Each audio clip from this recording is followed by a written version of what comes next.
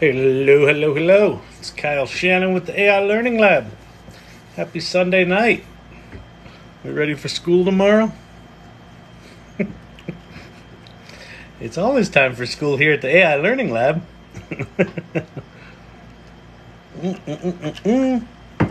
All right, we'll give it a few minutes for people to discover us.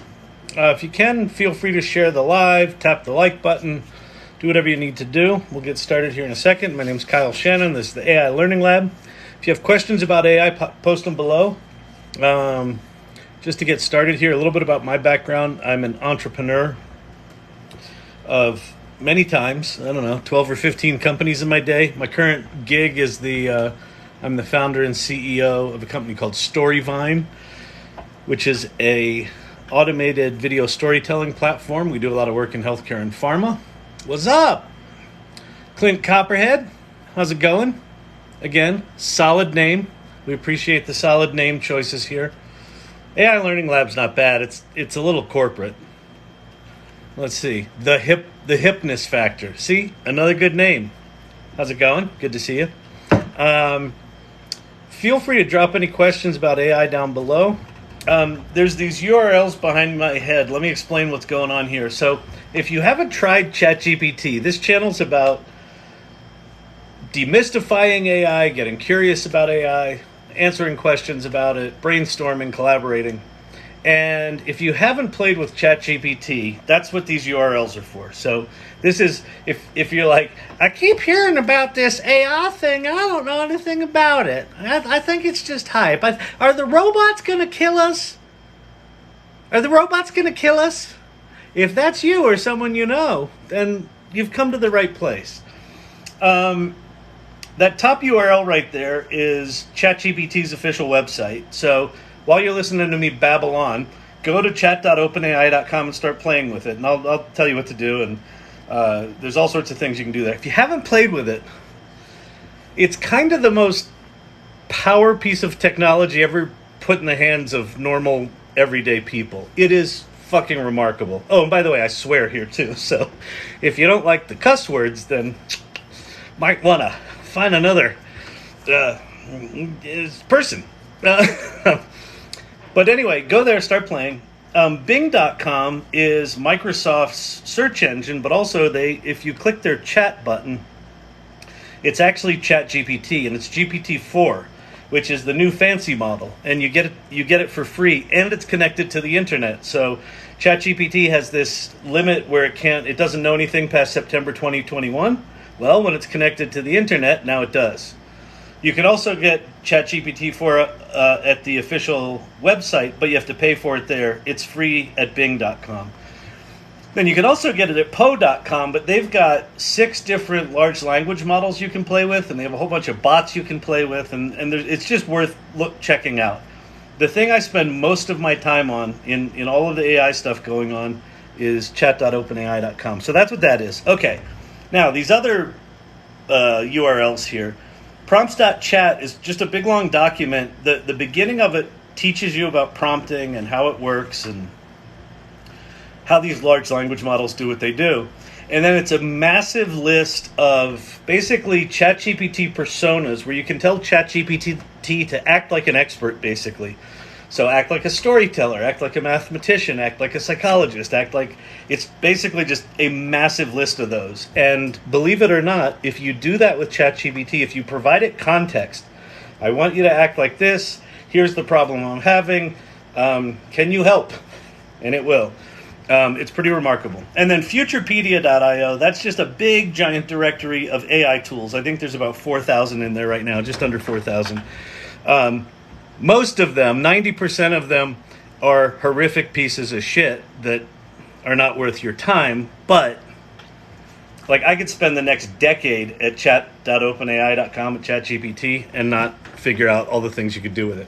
Okay, so if you've got any questions about AI, pop them in the comments below. I'll do my best to answer them. I'm happy to talk about my background. I'm an entrepreneur. I'm a current CEO of an 11-year-old company called Storyvine. I was an I guess, an innovator. I hate calling myself that. I was there at the early days of the World Wide Web. I started one of the first digital agencies in '94, and kind of rode that wave up. Like discovered, the power of this thing called the World Wide Web, and I thought this is going to change everything. And I didn't think I'd see that again in my lifetime. Something that profound. Being in at the beginning, we're here right now with this stuff. So that's why I'm doing this. So anyway, let's get started and see what questions we have or comments.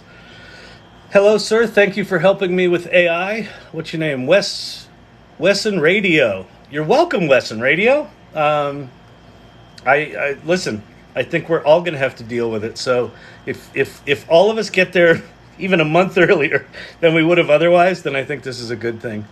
What's the easiest way to make AI videos? So you can download an app or just search for Runway ML. And then if you want to use their tools online, I think you have to do it in Discord. But they have this thing called Gen 1 where you can upload a little video snippet and then give it a prompt. So you upload a video snippet of your dog walking across the living room. And then you say, claymation, dog in a field. And it will take the movement of your video and replace it with like a claymation dog walking through a field. So that's Gen 1. And then Gen 2 is just text to video. So you just type in, I want a picture of a 747 flying across the clouds. There it'll be. Those are limited to 3-second clips. I just saw something on the Twitter. Let me go see if I can find it real quick. I forget what it was called. I just saw it today. It looks like there's a new video text to video model out there that does 30-second clips. Let's see. Text to video. I'm just on Twitter right now if you're wondering what magical site I'm searching.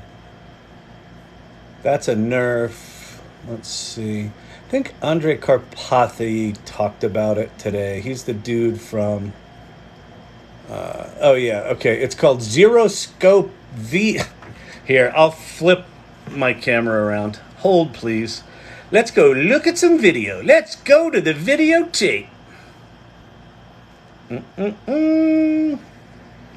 So, it's called... Let me make this bigger. Zero Scope _V2 XL, a watermark-free model scope-based video model capable of generating 1024 by 576 video on Hugging Face. So if you don't know what Hugging Face is, it's a place where lots of AI models are stored, and you can test them and you can download them, and there's a bunch of open source stuff there and there's proprietary stuff there. But that video is all, I guess it's text to video. This model was trained with offset noise using 9,923 clips and 29,769 tagged frames. So, yeah, there you go. I don't know if it's any good. I haven't played with that one, but it's brand new. It are brand new. Oops, that was not what I wanted to do. I just almost hung up on you all trying to flip my camera. That's what happens when you get an old guy trying to use technology. Welcome to Elder Talk, where old people try to act hip. I'll twerk later if you really want me to. Da da da da da da da da. Pow! All right. Hey, Kyle. Hello, Hypness. We said hi earlier.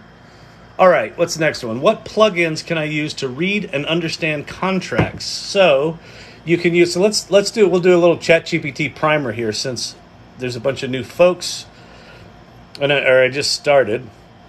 So let me flip my camera back the other direction, and let's go to the ChatGPT. Okay, so here we are at ChatGPT. Hang on, my little camera stand's not cooperating. What is going on? All right, hold please. Okay, so this is ChatGPT. You'll notice I've got this little yellow tag here. That means I pay $20 a month for it. It's ChatGPT Plus. I don't mean to brag or anything, but yeah, I'm paying them $20 a month.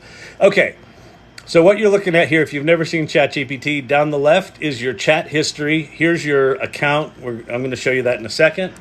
And then if you pay for ChatGPT Plus, you get access to GPT-4 and some other stuff. If you don't pay for GPT Plus, you get access to GPT 3.5, which I think they call GPT Turbo. For whatever reason, they name it twice. And it's still really, really, really, really good. GPT 3.5 is still better than most other things out there, and it's very fast. Okay, if you pay for it, you also get access to GPT-4 connected to the internet. They call it Browse with Bing, and then plugins. What's fascinating is Browse with Bing is basically just a plugin, but they give it its own little line there. You also get access to anything new that OpenAI is coming up with. There's something that I am feverishly awaiting called Code Interpreter, which will be another mode here. So if you pay the $20, sometimes people are like, well, what do you get for the $20? Why should I pay the $20, Kyle? Should I really pay the $20? Is it worth it? What else do you pay $20 for, Kyle? There's a lot of that, right? So the reason I pay it is access to the new stuff. The new thing coming called Code Interpreter is face melting. If you do anything around data analytics or data analysis, go to YouTube and search for Code Interpreter ChatGPT. But anyway, that's coming. Okay, now, if you pay your $20 for GPT Plus and you don't see those extra things, you have to actually turn on access to them. So here's how you do that. You go to your settings, and then in your settings, there's this thing called beta features, and you have to enable them, right? So Browse with Bing, you have to turn it on. Plugins, you have to turn it on. Why? I don't know, because they're beta, and they don't want people, bitching at them because the shit doesn't work all that great. So anyway, okay. So now the question was, what is a good plugin to read legal documents? So what I use is Ask Your PDF.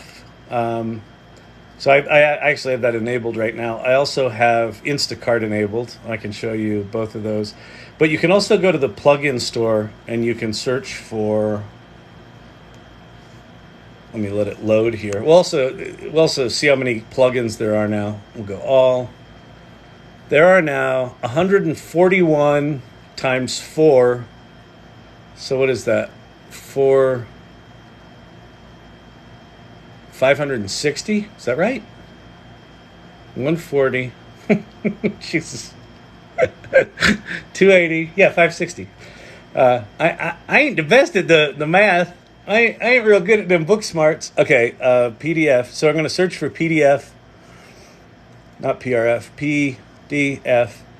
And then there are 20 or 25, there's 20 different things that you can interact with PDFs with. Link Reader's one that's interesting. Web Pilot I use. So anyway, so the way you do these things, you go to the plugin store, and if you don't have something installed, you just hit install. And then when you go back to this window, you now have this little pull-down menu. If you're in plugins mode, now you have this pull-down menu. So I'm going to turn on Web Pilot as well. And so let's go find, we're going to go out on the internet and we're going to find legal brief examples, and then I'm going to type PDF because we want to find a PDF that's online. How to write one. Sample briefs from the Student Bar Association. Is this a PDF? That's not very long. That's not very interesting. Let's do Supreme Court filing PDF.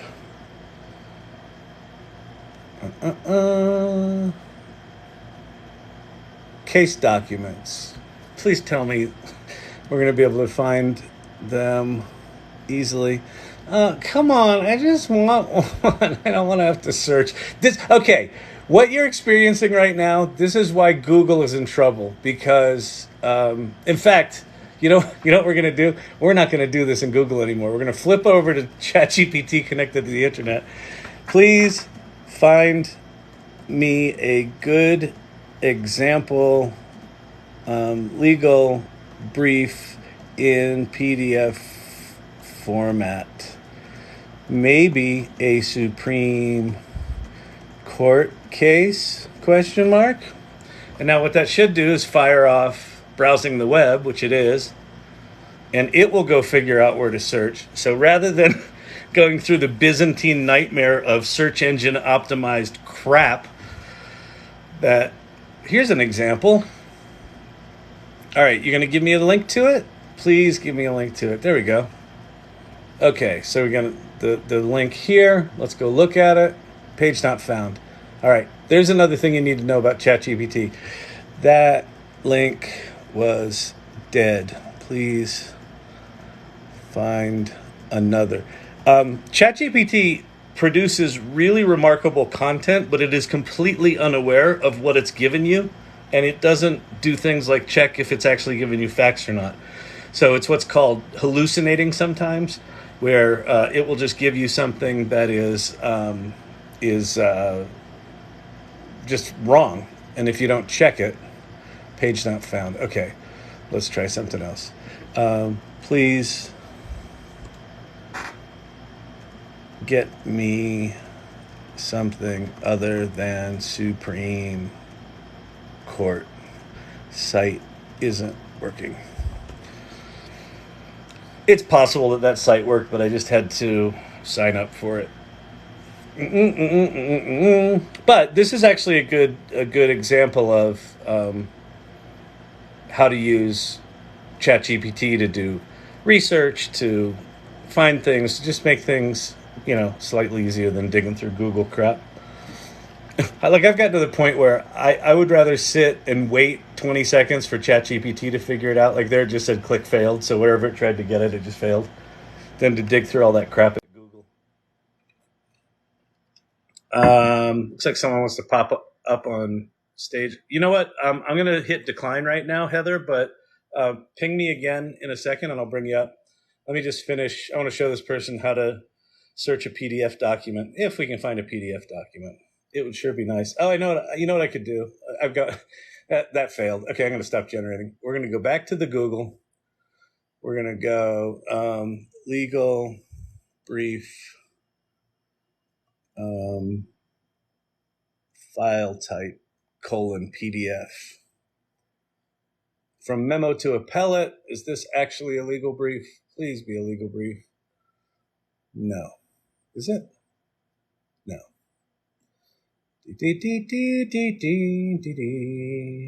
Legal brief. Example of a legal brief. File type PDF. I think we were here already. Oh, this is maddening. Wait, is this one? Yeah, it's only 3 pages long. That's not impressive. We want a long one.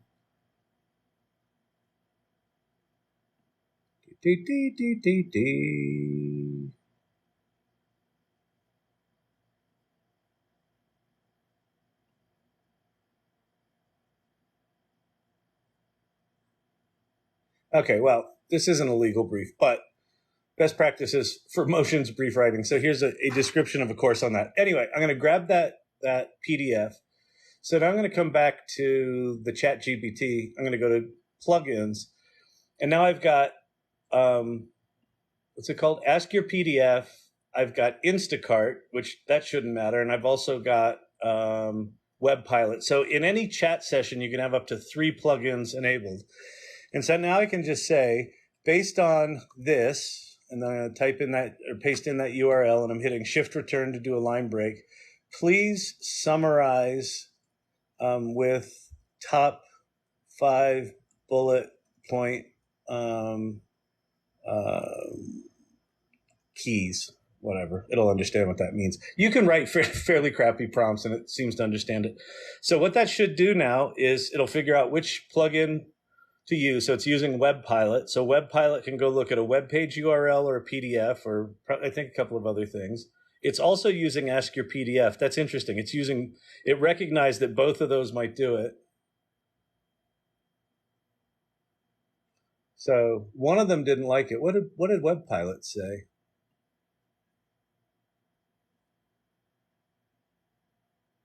It couldn't read that document. Oh, because it wasn't a PDF? Oh, good Lord. Isn't it nice when you try to show someone something and it's like, it ain't working? That was a PDF. How to brief the case. Let's just try another document. All right.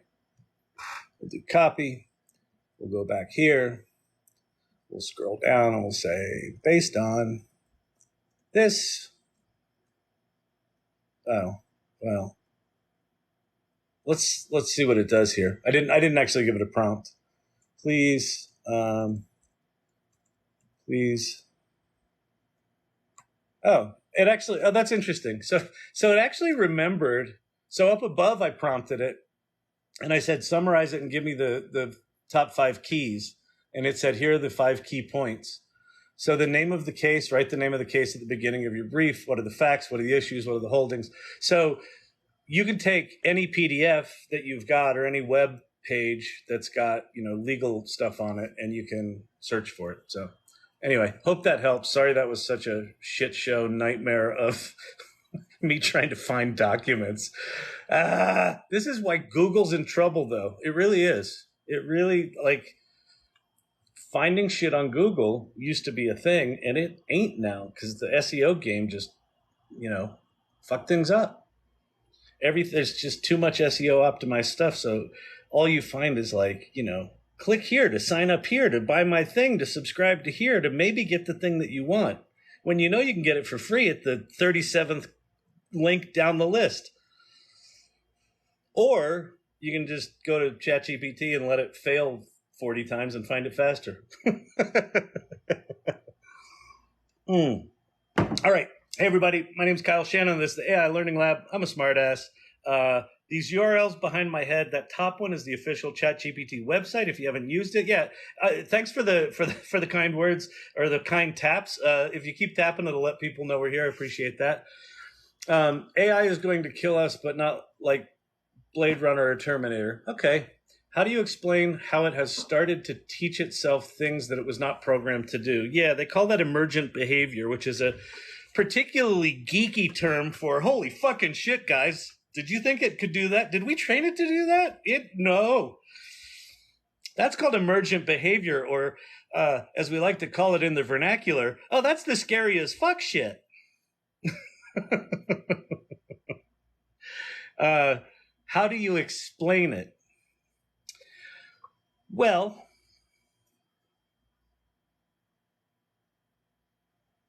once you understand how these large language models work, it's relatively easy to understand how they might start to do stuff that is unanticipated. And here's what I mean by that. So, you know how when you're in Gmail or in Microsoft Word and you're typing a sentence, and then in gray it sort of finishes the sentence for you? That, like the autocomplete, it'll autocomplete a sentence. That's all large language models are. Technically, they're predicting the next word in a sequence of words. You write this whole prompt, it sort of turns that into a mathematical probability, and then it says, based on all the shit that I know, which happens to be a mind-boggling amount, what's the next most likely word to be the right word? And then it does that, 1,000 times. Like when it writes you a 1,000-word story, it's doing it one word at a time based on probability. So, a couple of things that are interesting. One is what does GPT stand for? We hear everyone talking about ChatGPT. What does GPT stand for? G stands for generative. So it's generating original stuff. It's not copying and pasting. It's generating.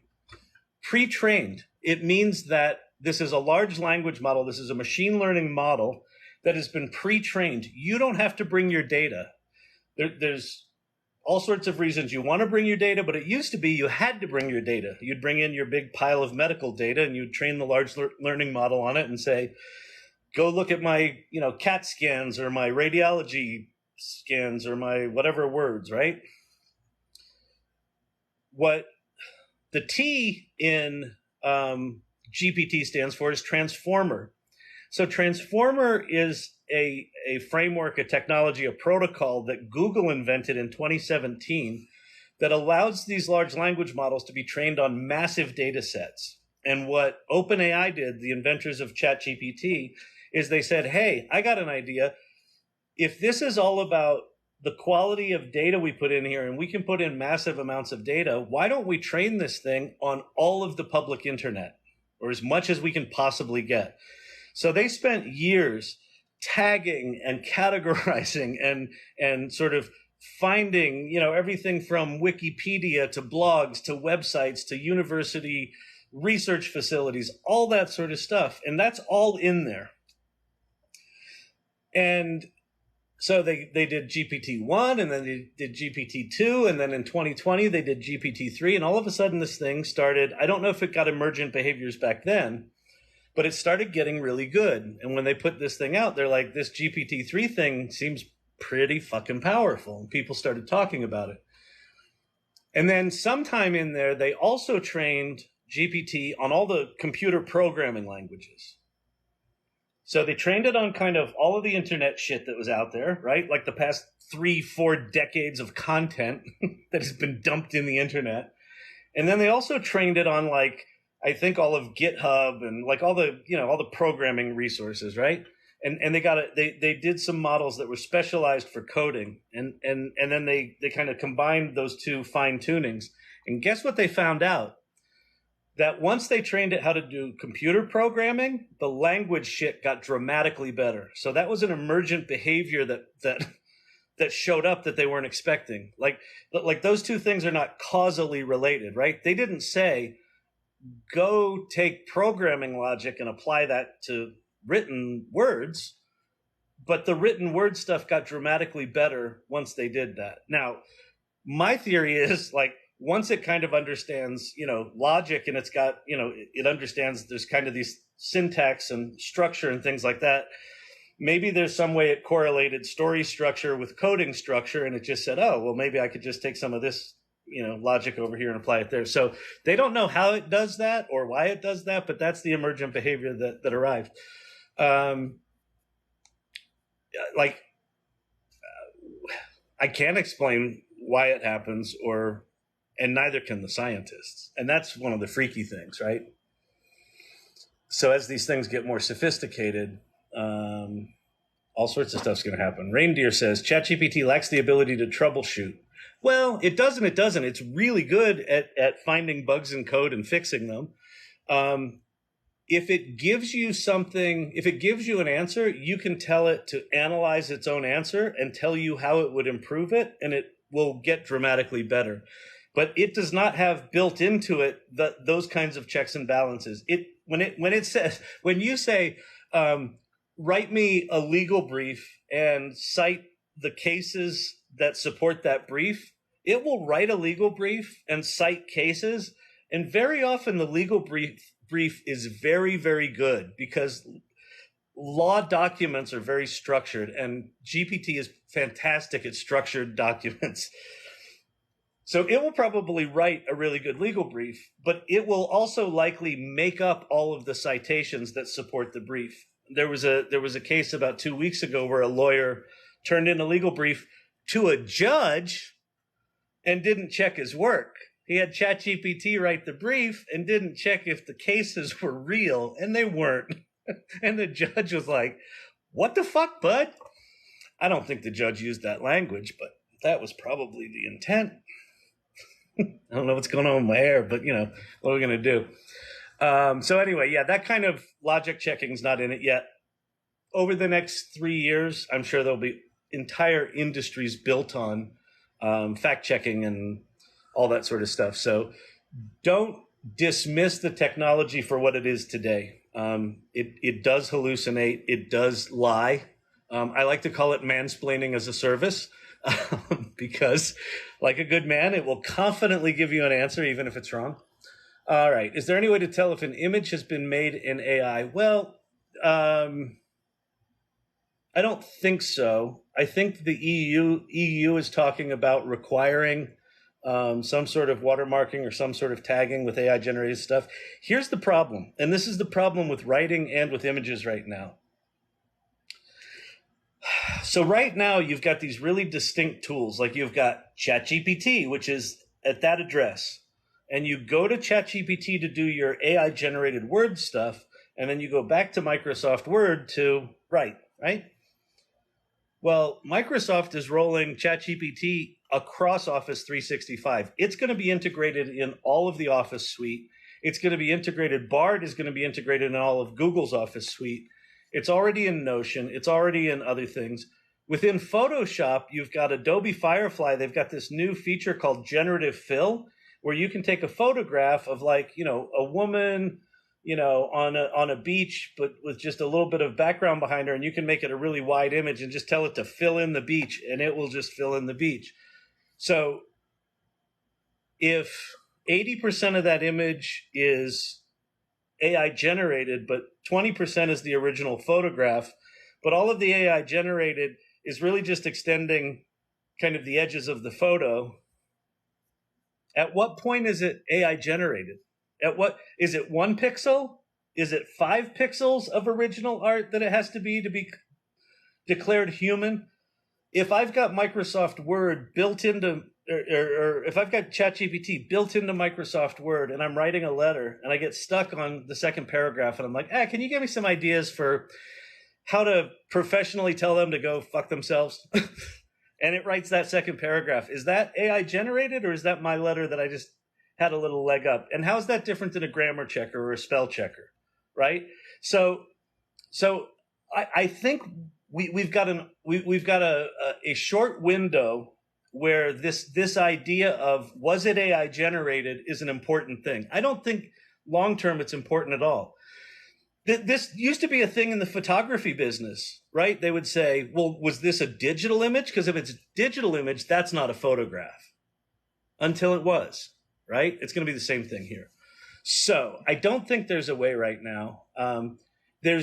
If you take the image wholesale out of Stable Diffusion or wholesale out of Midjourney, there's probably metadata, or even the file name might give you the prompt that was used to create it. So there's probably metadata within the images. But if you took that image and pasted the pixels into Photoshop and didn't retain all that metadata, I don't think there's a way to tell. There's not a way to reverse engineer it. Because again, it's not copying and pasting from other images. It's literally averaging like thousands of images as pixely noised images and then denoising them and creating an original image every time you make an image. Anyone else getting about echo? Oh, getting an echo from me? Oh, that sucks. I hope not. Just upgraded to ChatGPT Plus and loving it. Would you share your favorite plugins for productivity in business? I am, unfortunately, the only ones I'm really using right now are Web Pilot and Ask Your PDF. Popping I do Twitter threads for a newsletter that I write, and I'm using it to help me parse lots of documents, long documents. I'm trying to think what else is there. Let me go look. See if there's anything there that I think is worth playing with.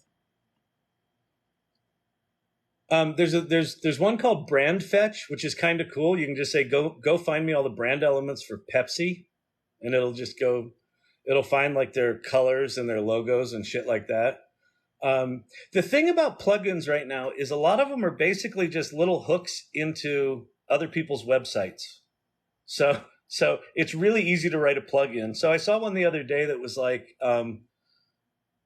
copy rewriter, and it's like, put in your website and we'll rewrite your web copy. And then so I tried one, and the first one I tried didn't work because some of these things are just like, made over a weekend by some guy in his mom's basement.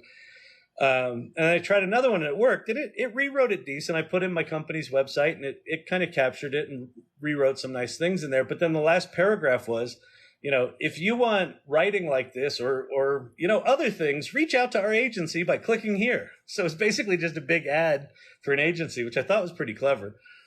So Ask Your PDF is good. Brand Fetch is interesting. There's a bunch of them that are like chat with video. You can go chat. You can go basically all it's doing is it's pulling the transcript out of YouTube and then you're searching on the transcript. So some of them don't work with long videos. Some do, some don't. There's one called Diagram and another one called Show Me, which do like flow charting, which are kind of interesting. Content Rewriter is the one that I use that's basically an ad for an agency. There's ML Paper Reader, machine learning paper reader. There's Pluginpedia, which is, you can go search for plugins. I don't know why you'd use that. Oh, there's a good one. There's a good one called Prompt Perfect. Here, let me show you how that one works, actually. What'd you do tonight? I don't know. I watched some guy try to remember what plugins he used. What's plugin? I don't fucking know. All right. There's this thing called Prompt Perfect. Let me turn off these other things.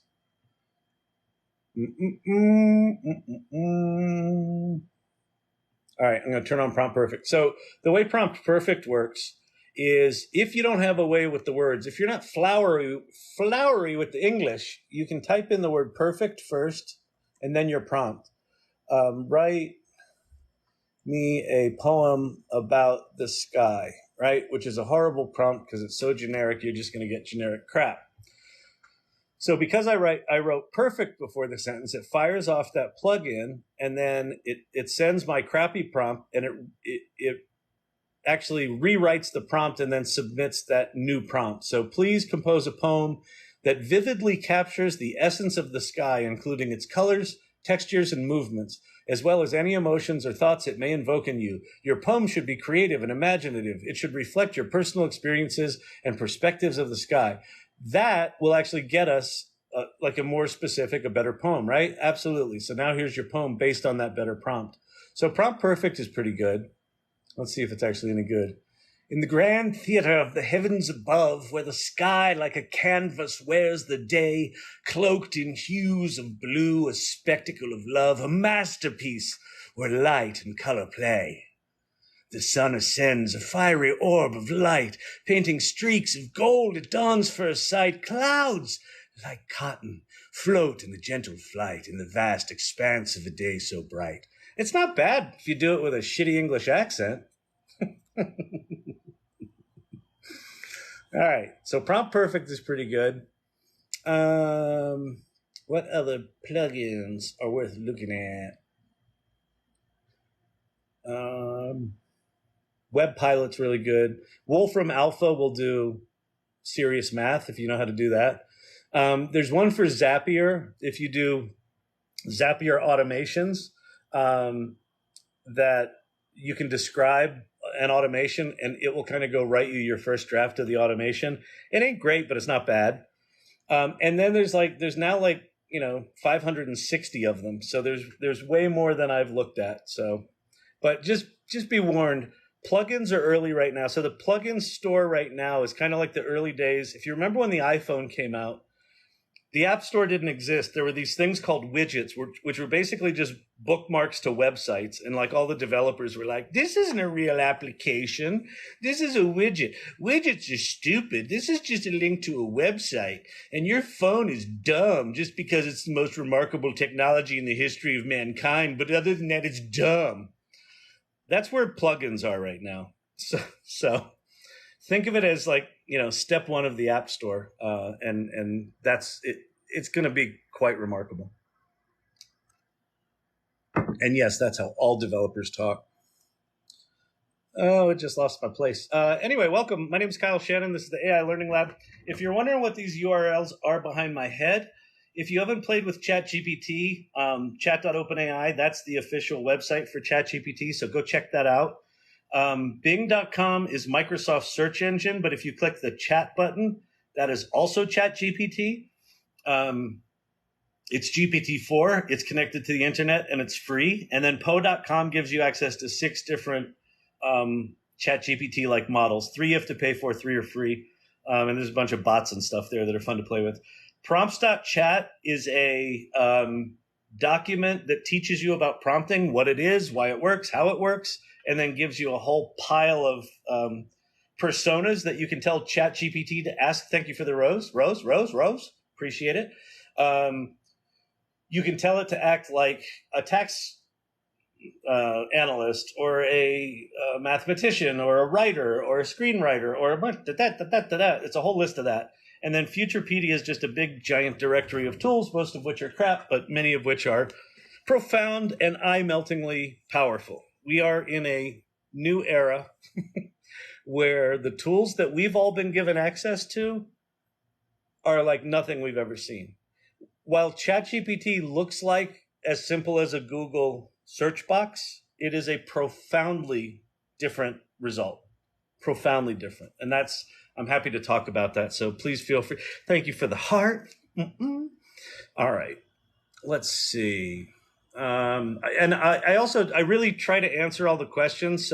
So whenever I'm scrolling and a new one comes in, it jumps me to the bottom. So now I'm in the process of scrolling back up to where I was before. So hold. This is like old man. This is elder talk. This is like an old man trying to use TikTok. So if you're young here, enjoy. Please troll. Oh, if you're going to troll here, at least be creative. Tell me I look like Rosie O'Donnell or something like that. My favorite one was I was scrolling TikTok and I thought it was Alec Baldwin, but he got fat. That was nice. That's actually inspired me to do intermittent fasting so I can lose some weight and get rid of my fat fucking neck. So trolls do have an impact. But be clever about it.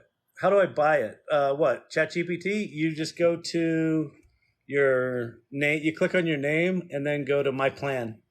And it will let you put in your info for your credit card. I'm still trying to find where I was. I was very far behind. Okay, so let's see. Oh, here we go. Okay, now I found where I was. How do I buy it? That was that one. Okay. Can you put your face on a different picture? Example, Ronaldo and Messi body with your face. Like in Midjourney. Sort of. So let me go show you what you can do. And it's not perfect, but so there's a couple of different image generation tools.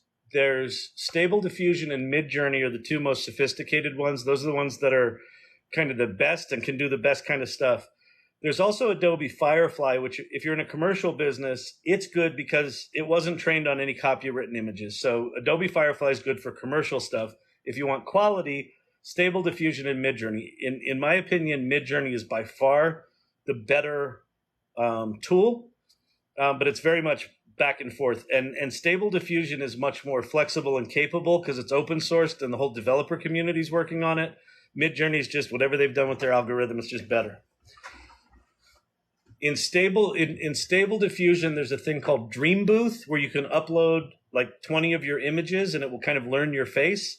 And then you can say, Kyle Shannon face in, a soccer match with Ronaldo and Messi bodies, and it'll do something. It'll probably make many disturbing things. Like that image right there was something, if you see down at the bottom here, there's like my chin and my mouth and my little bit of my nose and then the big giant eye. That was done in Stable Diffusion with Dream Booth. If you go to Instagram, or if you go to TikTok, Kyle Shannon Dreams, you can see some of the images I made for that project. So there are ways to do it. It's going to get better, but I'll show you one way with Stable Diffusion that's pretty straightforward. This is the geeky part of the thing. Also, if you've never used Discord, you're lucky, but you have to use Discord to do Midjourney. Okay. So what we're going to do is we're going to go over to Discord. So here I am in Discord. Let me explain a little bit about Discord. So when you come to Discord, you have to get an invite to a server. So if you want to get the invite to the Midjourney server, you go to midjourney.com and then they'll say join the beta and it'll take you to Discord. Down here, these are your servers. So think of these as different communities. And so I've got one here for like a group I'm in called Neo Tokyo. And then this is the Adobe beta group. And then this is a group that I started called the AI Salon. And the link for that, if you go to the salon.ai, that's my salon. We meet bi-weekly in person and online. And then we have this Discord server where you can actually play. And so these are the servers, and then these are the channels within a server. So I'm in the AI Salon, and then these are all the different discussions. So there's a general discussion, and there's prompt crafting, and AI writing, and images, and then there's this Midjourney channel. So in the Midjourney channel, we can come over here and we can make stuff. So here, Allie from the community looks like she's doing some pattern stuff, which is super cool.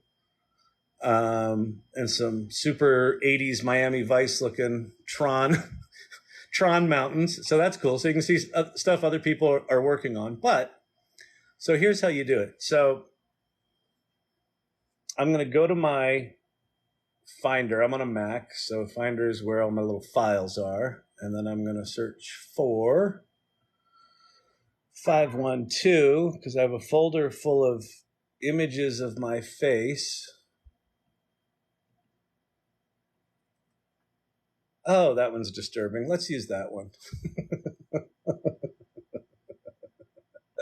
That one's good. So what I'm doing is I'm dragging it from the Finder into the Midjourney window, and I'm hitting return. Now, why am I doing that? Because you have to. Okay, so now that it's in Discord, I'm going to right-click it, or on a Mac, control-click it, and I'm going to say copy link. So now the way that you make an image with Midjourney is you type /imagine, and then it'll give you a prompt. So I did /imagine, and now I've got a prompt here. And so I'm going to say, the first thing, if I just want to do an image, I could do Ronaldo, let's see, illustration, we'll say painting of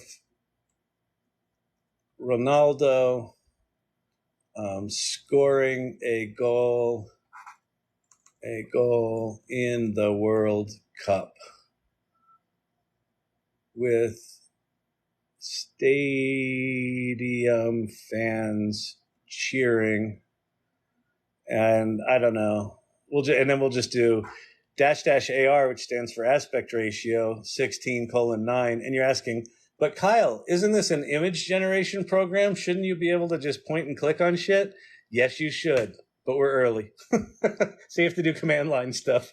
And if this is intimidating, just wait. They'll come out with a web version here at some point. But if you want the best, you have to put up with Discord right now. Okay, so now notice what it's doing is it starts out with these really blurry images. And this is the way diffusion works. What it's basically done is it's taken my prompt, figured out what are all the images that might be related to that prompt in some way. And then it kind of averages them together in noise, in these noisy images, and then over a series of 30 or 40 or 70 steps, it denoises those random images.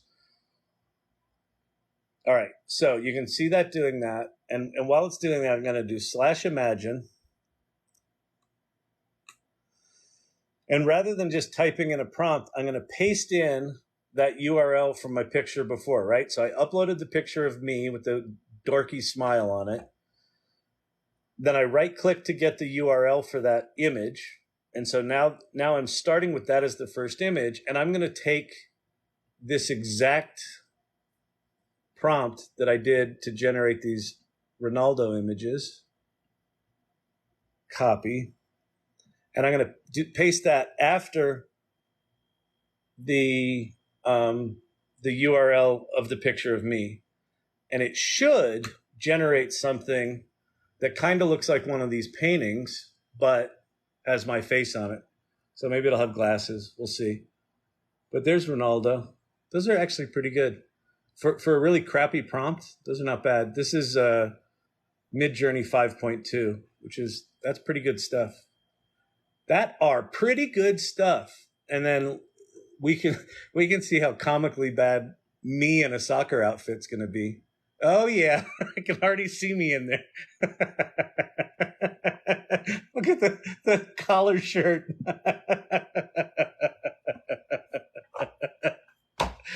Oh yeah. So this is the other thing you can do with AI is you can just entertain the shit out of yourself by making just tragic images of yourself.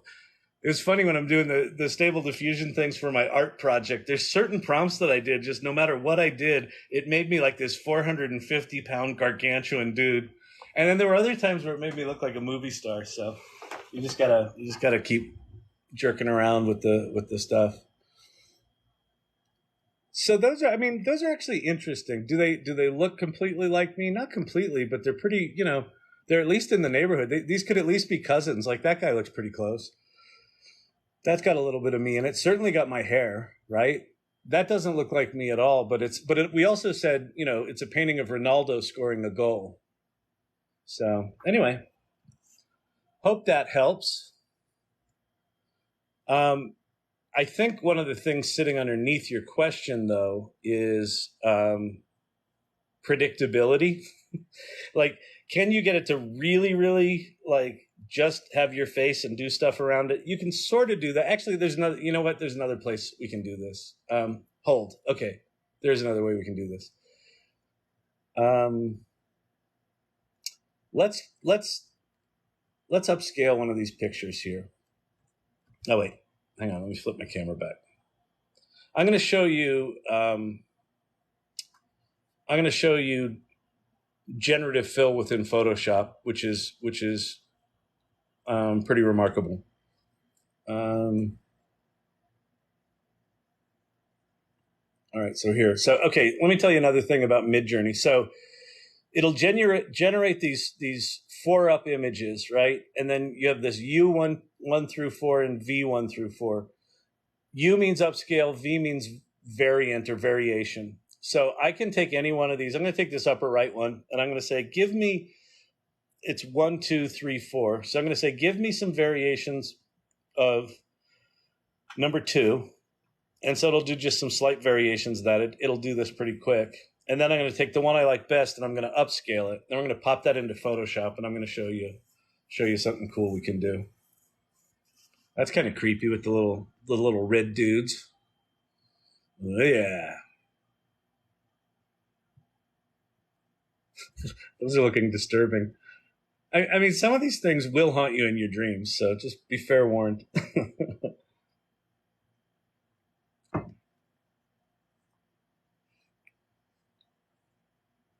Yeah, that bottom right one. Actually, the first one and the fourth one are a little janky. Although I kind of like the first one, so we'll let that go.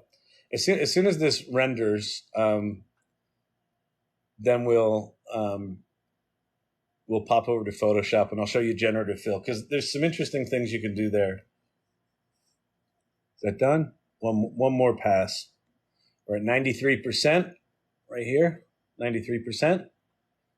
And it should go one more. Bang, now it's done. All right. Let's see. Yeah. We'll do 2. So I'm gonna hit upscale 2. So now it's gonna make a big version of number 2. All right, so there it is. So I'm gonna just copy that, control click or right click. I'm gonna go to the Photoshop beta. So if you've got Adobe Creative Cloud, you can only get the generative fill in the beta. So go to your Creative Cloud, go to the beta applications, and choose the beta. And then, okay, so there's that image. So what I'm going to do now is I'm going to draw around this dude.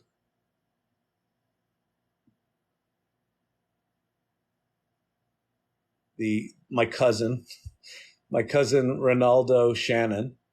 All right, so now I've got Ronaldo Shannon selected. So what I'm going to do now? Oh wait, let me select a little bit more of his arm here.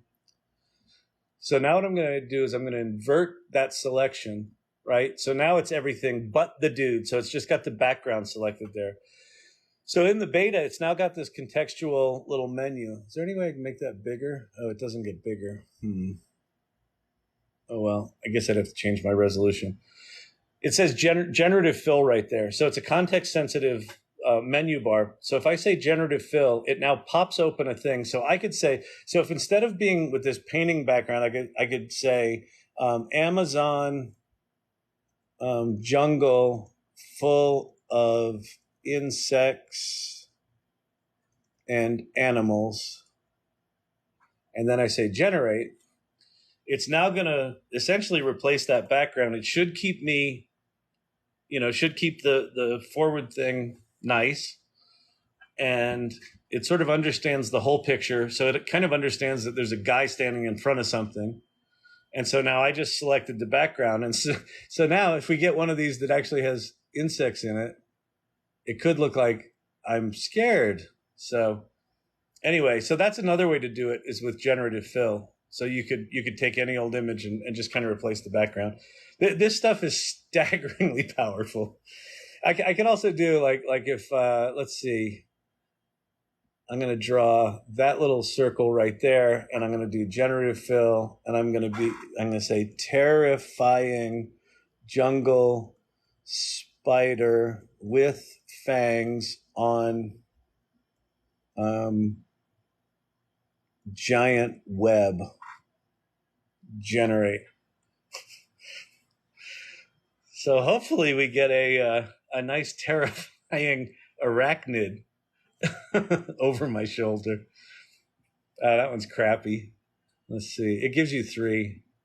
All right, those are all horrible. But anyway, that's how you play with that.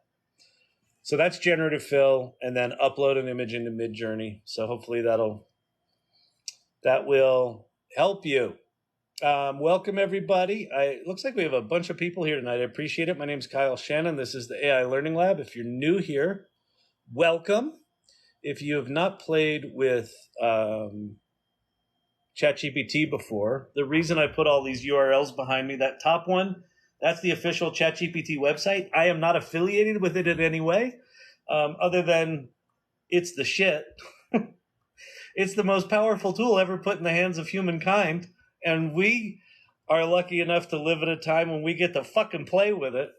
So if you're living in that place where like, I'm afraid of AI, or I think this is overhyped, or it lies to you sometimes, just stop and go there. Just go start playing. And then if you're really new to that and really don't know what to do there, go to this one, prompts.chat. That's a primer that will teach you how to do prompting and give you a whole bunch of ideas. All right. So I pay, but I don't see the plugins. Okay, so I think I talked about that before. What you need to do, Jason Reynolds, is go to your settings and then go to beta features, and you have to enable browse with Bing and plugins, and then you'll see them. What is considered a message? I don't know. Like a telepathic message? Message of the mind, a message of the soul? AOL Instant Messenger? You've got mail. I don't know what that means. I probably said message at some point, Sam, and thriving Sam. Glad you're thriving, by the way. I don't know what you're asking, so if you could restate it, I'll ask it. I probably just misstated message for prompt or something like that. Keyboard tracking, that's why. Okay, I don't know what that's in reference to, but yes, probably that. Is this with premium ChatGPT? The things I was showing with plugins was premium ChatGPT. And Midjourney that I was just showing the image stuff with, where I uploaded my silly picture, that was Midjourney you have to pay for as well. Yes, you get plugin access with ChatGPT Plus. As a teacher, how can I tell if someone made their work in AI? I think it's the wrong question to ask, quite frankly. You can just go Google ChatGPT detector, and I bet there's 8,000 of them out there. But your students are going to be smart enough to use ChatGPT detector anti-detectors, where they'll take what they wrote in ChatGPT and have it rewritten in another tool that is designed to escape detection. It's a war that will never end. And here's the deal, Joey. These tools are not going away, and they're not going to be as separate as they are right now. Right now, you've got ChatGPT over here, you've got all this stuff over here. I would encourage you strongly to get up to speed on them yourself, like really understand what they can do. Have them help you write lesson plans, come up with ideas for how to deal with unruly kids. Have it help you grade papers, whatever. Start learning it, start getting it in your head, and then I would encourage you to bring it into the classroom in some way. Meaning, maybe you say, hey, there's this tool out there. I don't know if you've heard of it, called ChatGPT. They'll probably snicker. And then say, what we're going to do today is we're going to have it write a paper. So instead of me assigning you a paper today, we're going to write one in class today in about 5 minutes. And just have it write the paper. And then send that all to them and say, your homework for tonight is to read the paper that ChatGPT wrote and come in tomorrow prepared to critique it. What did it get right? What did it get wrong? How would you have written it differently? Did you like the logical structure that it presented? Was it like the stuff I taught you before? Because we are moving into a world where the tactical execution of things like write the paper, write the email, write the blog post, the tactical execution is going to be automated. The part that remains and the part that actually becomes way more important is critical thinking. So if you can shift your students from, ChatGPT is something I wink, wink shouldn't use, to ChatGPT is a tool that's got superpowers and super flaws. And I should understand the difference between them. And I should understand what it's good at and what it's bad at and how to interact with this thing in my life, because it's going to be in their life. So that's my 2 cents. I ain't a teacher. I know that's completely antithetical to what a lot of educational institutions are doing right now. But if you want some backup, the city of New York blocked ChatGPT. They reversed that. So they have unblocked ChatGPT because they realized this is coming. If you go Google City of Boston generative AI guidelines, the City of Boston, their chief information officer, like a month ago, released a set of here's how you use generative AI. Here's what it's good at. Here's what it's bad at. Here's a code of conduct. Here are use cases and examples from the city of Boston. So I'd go grab that document and kind of internalize it. Maybe you do a version of that for your school or even just for your classroom. Play with AI yourself and see how the results turn out. Ask it questions you think your students will. Yeah, that's good, JK. That's great advice. Yeah. It's easy to tell once you've looked. Did I just get booted to the bottom again? Wait. Hang on. It's easy to tell once you've looked at enough of their responses. Why don't you use a different search engine? Because I flipped my default search engine to Bing because it has ChatGPT built into it. And by the way, I am a lifelong Microsoft basher. I have hated Microsoft for fucking 3.5 decades. I've been an Apple fanboy. My first Mac was a 512 KE. Look it up. It was like the second or third Mac. But what they've done with OpenAI and ChatGPT is remarkable. They're acting like a startup for the first time in a long time. So I just sort of went all in. I've got Edge as my default browser and Bing as my default search engine. And if you had asked me 6 months ago, if you had bet me a lot of money that would be the case today, I would have told you no. I know I could use DuckDuckGo, but I'm not now. I'm like, search engines are done for me. Quite frankly, once you regularly incorporate ChatGPT into your workflow, I would say the amount of times I go to Google versus ChatGPT, it's probably 5% of my searches. It might be 10, but I'm doing almost everything in ChatGPT because almost everything I need is I just need a quick answer for something. I need a quick idea for something. I need, hey, wasn't there some event that happened in the 80s that involved this country and that country? Oh yeah, here's the 3 things that happened. Great. Like I don't need to go search through all the shit. It just gives me it. So it's completely transformed how I think about search engines. Have it code something, please. Okay, this will be a fun one. I named my AI chat Hal. That's fucking awesome. I'm sorry, Dave. I'm afraid I can't do that. That's fucking awesome.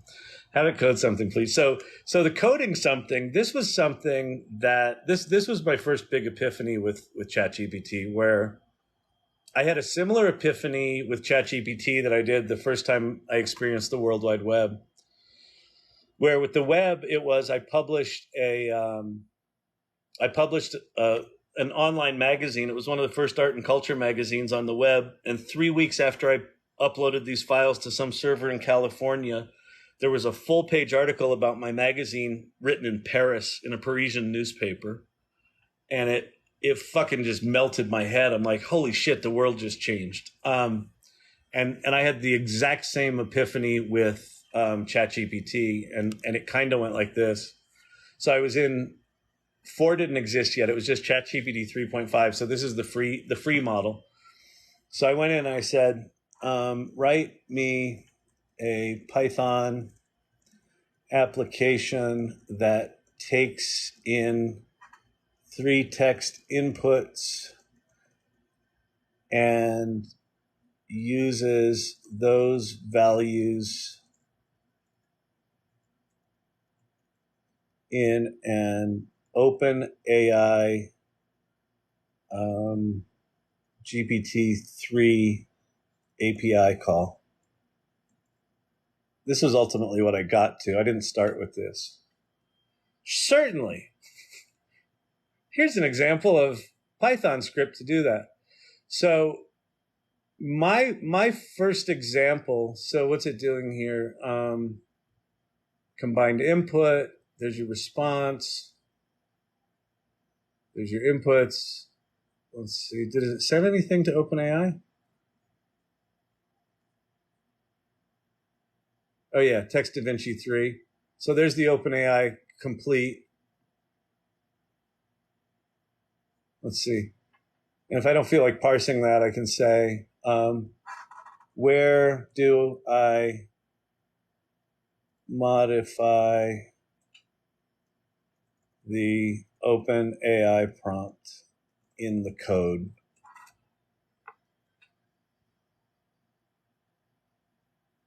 So it tells you where to do that. So it can write code, it can read code, it can find bugs, it can document code. So if you've got code, throw a chunk of it in there and ask it to explain it to you and document it for you. And if you need it documented in a particular format, XML or, JSON or something like that, it'll do that too. I mean, the first time that I experienced it coding, I said, write me a Python script that does something, that takes an input. I hadn't quite figured out the OpenAI API call yet.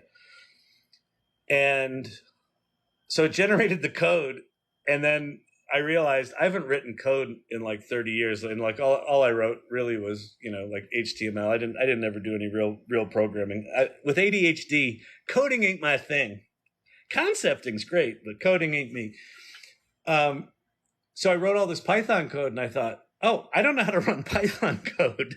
So I said to ChatGPT, can you tell me how to run it? And it said, sure, go to your terminal program and type in this command line. And I'm like, oh, no. I don't want to do command line. That ain't me. I said, is there a website I can run it on? It said, sure, here's 3. And the first one it gave me was Replit, which is great. And it told me exactly what to do. It said, copy this code, paste it into the left pane in Replit, and hit the play button. And it'll run your code. I'm like, great. So I copy the code, paste it into Replit, hit the play button, and it errors out. And so I copied the error and I pasted it back into ChatGPT, and I said, it gave me this error. And it said, oh, well, you don't have this library installed. And I'm like, well, obviously, fuckface, how do you install that library? Oh, and it said, oh, Go to the lower left-hand corner of the page, click on this button, go to the upper right-hand corner, search for this library name, click install, and then hit the run button. I did that, searched for that, installed that, hit the run button, and it ran. 90 minutes later, I had written a complete, fully functional Python application that took inputs about a topic that someone wrote and generated 5 pieces of social media content in 90 minutes while my wife was watching TV, just sitting there kind of dicking around. And that was when I had this realization like, oh my God, this thing, everything's different. Everything's different. And it's not, you know, people that understand and have been in machine learning and, you know, AI and engineering for a long, long time, they're like, well, that thing's not really different than what we've had for the past, you know, year and a half with GPT-3, except it is. Like here's what's different. When OpenAI on November 30th, 2022 launched that website, ChatGPT, it went to 100 million users in 6 weeks. 6 weeks. Fastest adoption of technology in history. The World Wide Web, in comparison, it took 6 years to get to 100 million users. ChatGPT took 6 weeks. 6 weeks. And those are not all machine learning scientists. Those are people like you and me. I've got a degree in fucking acting. Now, I've started a bunch of companies and I love technology and I love finding stuff like this and like diving in early. So I'm tech capable, but I ain't an engineer. But November 30th is an inflection point where the road splits. And on one side is all the engineers and the machine learning people. And listen, God fucking bless them, because this is from Jeffrey Hinton to the folks that wrote the Transformer paper at Google to Sam Altman and the team at OpenAI. Like, God bless them all, because holy shit, this stuff's amazing. But what's on this side of it is the rest of us now get to play with it and now get to apply it to our businesses and to our lives. And holy shit. Sam Altman once described ChatGPT as, someone said, well, you know, why do you do this? He said, it's really amazing to put magic in the hands of people and see what they do with it. And it's, you know, it's that Arthur C. Clarke quote of, I think it's Arthur C. Clarke. I need to check with ChatGPT. Any sufficiently advanced technology is indistinguishable from magic. That's what ChatGPT is. I mean, technically, it's a relatively simple process that it's doing. It's predicting the next word, and it's just doing it really fast and across a massive amount of data. Like I'm grossly oversimplifying it, but it's kind of like a calculator, but it is sufficiently advanced to make it indistinguishable from magic. When you have it write Python code like I just did, where it just you describe a program and it just goes, here's your program. And with a little bit of tweaking, it works. And you don't know a line of Python? The engineers will say, well, go to Google and you can go to this GitHub repository and you can download it and you can watch 27 videos on YouTube, and, you know, within a relatively short amount of time, you'll be able to code Python in no time. Or you could just have it fucking do it in an hour and you're done. Or you've just started, right? You've completely opened a new door to what you can do with your life. And it's not just programming. It could be gardening. It could be relationship coaching. It could be project management. It could be anything. Because it's been trained up on all of the shit. Like, ChatGPT is essentially a reflection of humanity that we get to play with. It ain't a search engine. It's like we get to tap into the shit we have all created. So, anyway, enough of the soapbox. Who the fuck is this guy? Looks like we got some new folks here. My name's Kyle Shannon. This is the AI Learning Lab. I'm super passionate about this stuff, as you can obviously tell. I'm also a bit nuts, and I swear. So if you don't like that kind of thing, nuts or swearing, I'm neuro-spicy, as they say on the TikTok. I'm a member of Elder Talk. I'm Gen X. I'm an entrepreneur. I've started 12 or 15 companies. My current company is called Storyvine. I'm the founder and CEO and inventor of it. It's a 11-year-old company that does automated video storytelling. We work in the healthcare and pharma space primarily, but it can be used for anything. And I've started to completely rethink my product vision and our go-to-market strategy and where the value of the product is now and where it will be a year from now. And that's fucking terrifying because it ain't the same a year from now as it is right now. So that means I got to change some things. Yeah, and I'm super excited about this stuff. I've been fairly deep in the AI space for about a year. Started with the image generation stuff with Stable Diffusion, then Midjourney, and then when ChatGPT came out in November of 2022, I fucking lost my mind, and no one can talk to me anymore because this is all I talk about. And I come on TikTok, spend 2.5 or 3 hours a night talking about it because it's just all I do. It's all I think about. Because here's why. These kind of technological advances don't happen very often. I mean, they really don't. These are generational at best, but they're way more rare than that. We happen to live in a remarkable time in history where, depending on your age, like the window that we've got the invention of computers, right? In the 40s and 50s. We've got the invention of the personal computer in the 70s. We've got the invention of the internet and the popular internet with the World Wide Web in the 90s. And then I think you've got this. You could argue smartphones and social media, but I see them as kind of more like, a smartphone is like a shrinking of the personal computer, and social media is just like a smaller version of the World Wide Web. It's just like a more specific version of it. So I see those as kind of subcategories of shit that came before. Generative AI to me, and again, not just machine learning, but the generative AI that's been given to the rest of us with things like Midjourney and Stable Diffusion and ChatGPT and Bard and Bing and all the other things, Anthropic, where real human beings, just normal human beings, get to play with these remarkably powerful tools, feels like the equivalent of the steam engine, right? It feels like industrial revolution scale change. What was the one before that? The printing press, right? That's hundreds of years, right? So you go from where we are now, you go back to the steam engine. Then before that, you go to the printing press. Then before that, you go to, like, I don't know, written language, or, maybe math and science, the scientific method.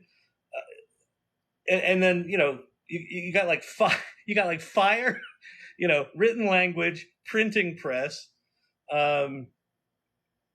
industrial revolution. And this feels like one of the big ones. So we're alive right now at the beginning of that. November 30th, 2022, for me, in fact, let me show you something. I did a speech for, what was it called? Creative Mornings here in Denver. And my the slide that I built up to was, hang on. Why can I not escape out of that?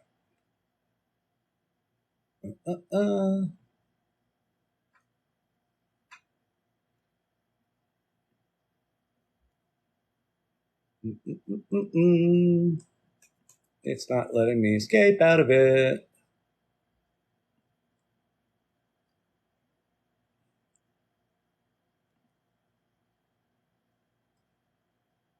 Here it is.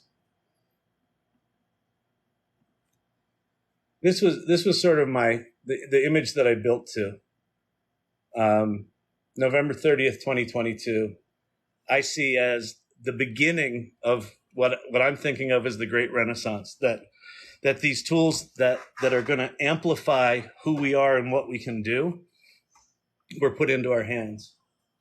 And I think it's a big, big, big fucking deal.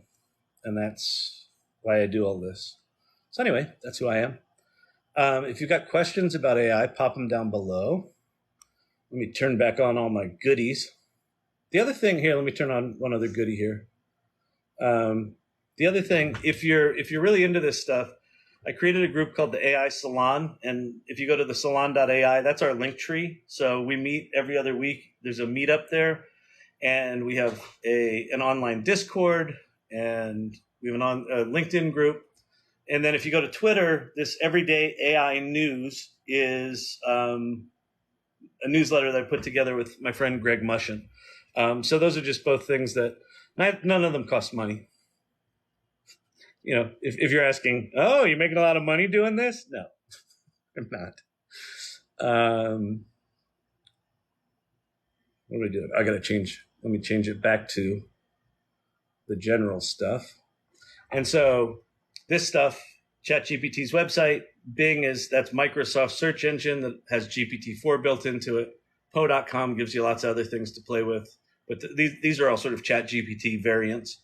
And then prompts.chat will teach you about prompting, and Futurepedia is a directory of lots and lots of AI tools. So if you have questions about AI, pop them down below. I'm happy to answer them. And then we'll go from there. I'm way behind on my messages. There's a 25 limit message per 3 hours. Is that 25 separate inquiries or each prompt that you write? I don't know. I did a session today that definitely had more than 3 back and forths. So I don't know. So what Thriving Sam is asking, oh, you were the one that asked about messages before. I don't know the definition of it. I haven't really hit it. I think if you're really hammering it, you may hit that limit. I've never hit that limit. So I honestly don't know. Like the way they describe it, it sounds like if you put in a prompt, that's a message, and that should be limited to 25 every 3 hours. But I did a session today. I mean, I must have done 40 or 50 back and forths with it, and it was all in less than 2 hours. So I don't know. You can use it to take apart anything simply by adding the internet address. Yeah, if you have the one connected to the internet, yeah, you just put in the internet address. If you don't have the one connected to the internet, it can't read URLs.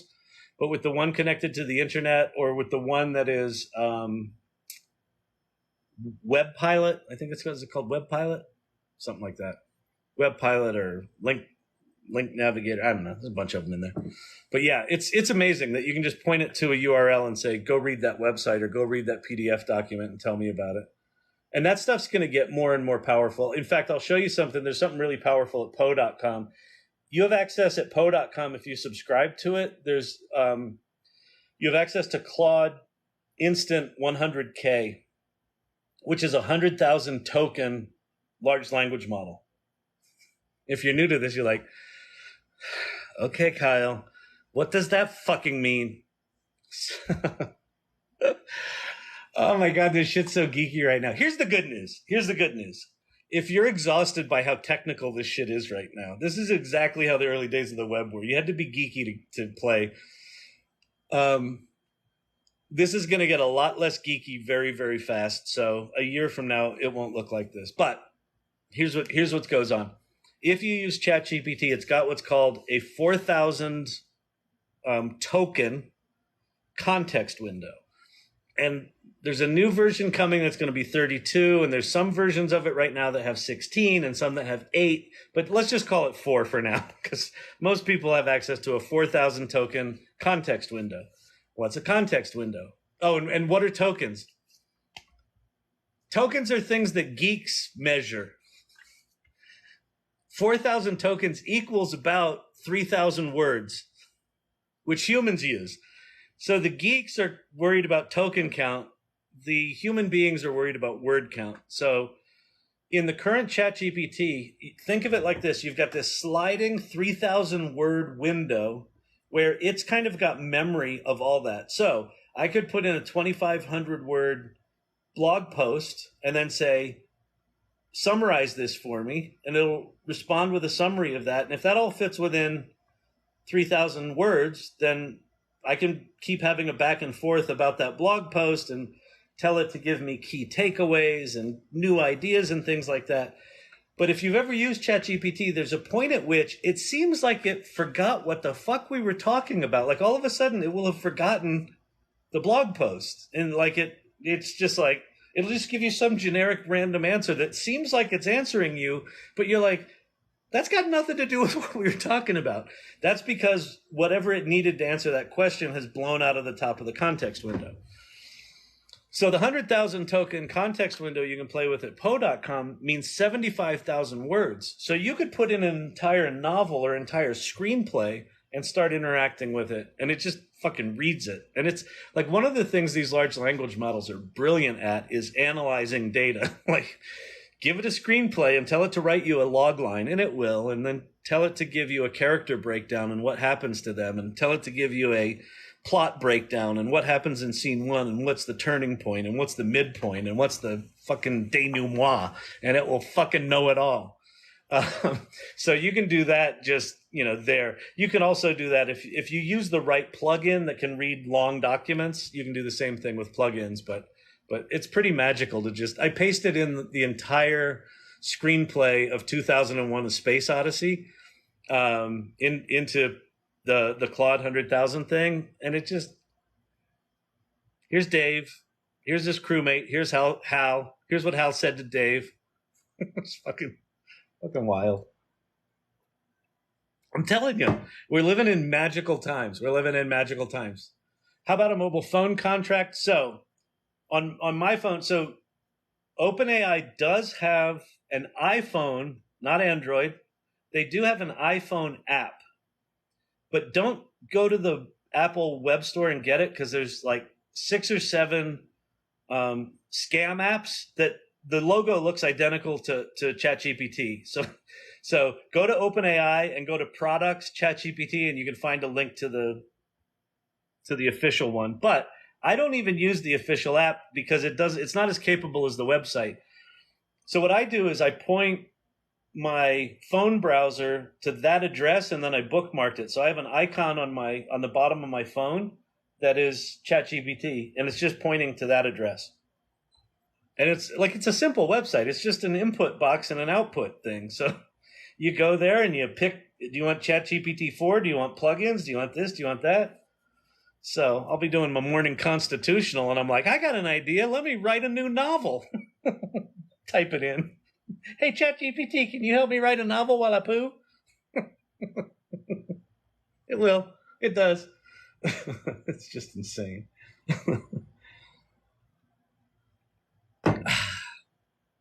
Can I use AI to manipulate human brains? Well, they're certainly reading them now. Have you seen that shit? Holy shit. So some of the cool brain stuff going on. So they've now successfully, they're using fMRI scans. They're pointing large language models at them to read the scans, basically. They've now had ChatGPT recreate images. So people look at an image, they read the brain scan and then recreate the image to the point at which you can tell what it is. They've done that now with video. There's a guy in Italy that's paralyzed that they took an fMRI of his brain when he was thinking about moving his legs, and they trained the large language model on that. They said, okay, look at his brain when he's thinking about moving his legs. They then made a Bluetooth jumper from his brain signal to electrodes in the part of his spine that were connected to his legs. They basically Bluetoothed around the injury, and that guy's now walking. So yeah, they can read your brain. If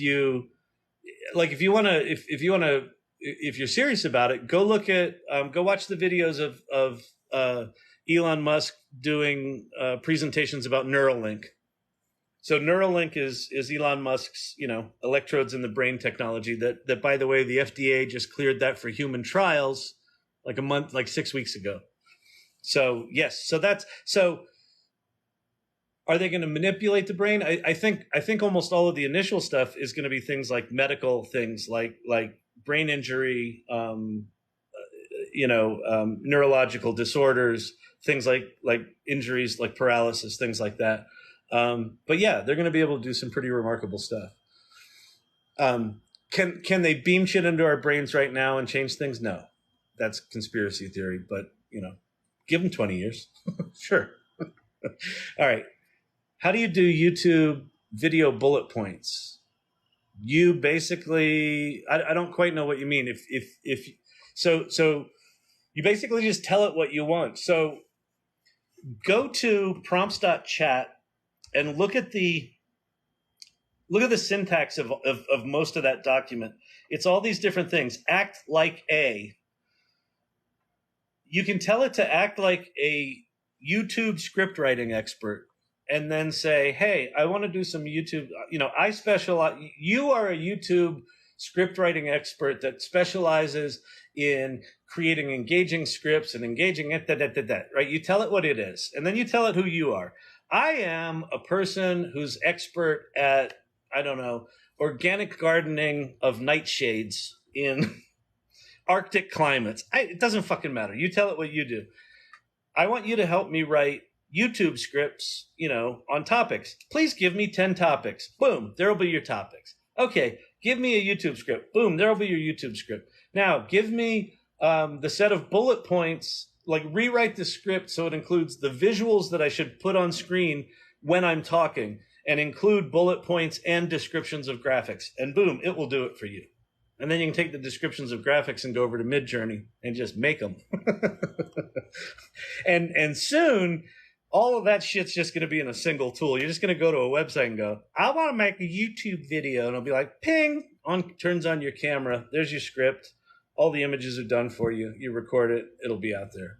Or you just synthesize yourself and have that guy do the talking for you. That's enough. Got to go now. Peace. That was probably a long time ago. By the way, if you're new here, my name's Kyle Shannon. This is the AI Learning Lab. Go to that URL right there. That's the official ChatGPT website.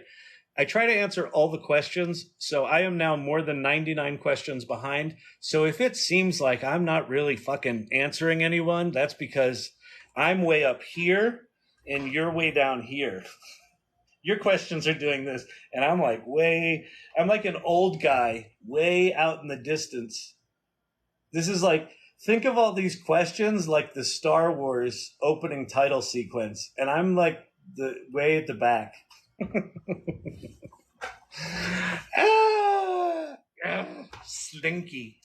Slinky patent drawing.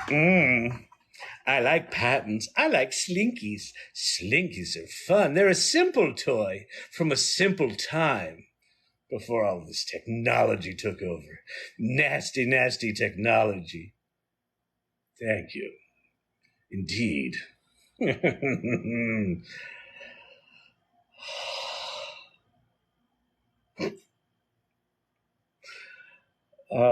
I'll tell you, one of the things that gives me joy in life is when I'm acting like an idiot like that, just knowing that someone's flicking through their TikTok and they just see that. You're like, what is this? Wait, I didn't drink my water. It does make me happy. Okay. Which AI can we use for audio or visual output? Audio output, there's one called sounddraw.io, which isn't really AI music. Well, it is, but it's more like a loop composer, like GarageBand. But you just sort of pick genres and describe the feeling that you want, and then it'll write you 20 songs. Like it'll mix and match loops using AI. And then there's other things out there that are actually doing AI music generation. And Google came out with one, and Meta came out with one. There's a bunch of them out there. So I would go to that website, futurepedia.io. There's other sites like it, but that one's decent. It's basically a directory of AI tools, and go to the music section and just start playing. There's too many for me to keep up with anymore. The only things I'm actively engaging with AI tools right now are ChatGPT and the developer playground, Bing.com occasionally, Poe.com if I want to play with long documents, Zapier to do automations, and then for image generation, I use Midjourney about 90% of the time, and I'll occasionally jump over to Stable Diffusion if I want to do something really specific. When it taught itself to answer a question in a different language, I assume you're asking when did it do that? I don't know. I mean, they trained it on like all of the internet. So like it learned like all of the languages and most of the programming languages and most of the languages. And Google just announced some crazy ass translation technology that now translates bidirectionally in 1,100 languages. I didn't know there were 1,100 fucking languages. So, and the thing to understand is that we are probably less than a year, maybe two, away from being able to talk in our native language on like a Zoom call and have the person on the other side hear our voice speaking their language natively in real time. I speak in English, you hear it in French. You speak in French, I hear you in English. That's coming soon. Fucking bonkers. All this stuff is bonkers. If okay, so this I've been saying this on my lives a lot. You owe it to yourself if you're new to this stuff. The reason I have these URLs on screen, like I just want you to go there, because if you go there and you sort of push past, oh, this is just like Google but different. If you push past your initial cynicism, you will have a Kevin McAllister moment. You will have a Home Alone moment where you go, I had no idea. It can do that. You'll have that moment. The minute you have that moment, then it's like crack. It's just like, holy shit. If it can do that, could it do this? Yes. Could it do this? Yes. I've always wanted to program. Could it help me program? It could just program for you. Really? Yes. It's like, so you owe it to yourself to just have that moment. Use that. Maybe this is my new thing. The purpose of this channel is to encourage people to play with ChatGPT long enough that you have your Kevin McAllister moment. There you have it. That's the new goal for the channel. I gotta get, you know what I gotta get? I gotta get one of those, because I think there's like, I can do custom, I don't know, emoji response things. I should do the Kevin McAllister. I'll do a Kyle Shannon one of those. It's all formal language. Like make a resume for me? Yes. Since I just got a degree in 22. Yes, Eileen. So this is fun. Like copy and paste the raw crap from your LinkedIn profile if you have one. Copy and paste any resume you've ever had. If you've ever written a bio for yourself for some job or a letter, just basically take anything that you have, and then you can say, and here's what I studied in college, and here was interesting shit I did in college. Just put in a big pile of crap at the beginning. So based on this LinkedIn profile, paste, and these two bios, paste, and this old resume of mine when I worked at a movie theater, paste. Please write me a new resume that follows, best resume practices to get me a job in this field that focuses on my skills in this area. Go. Out it'll come. Yes. And then, and you can also say write it in Markdown, which will make it'll give it like headings, bold headings and things like that.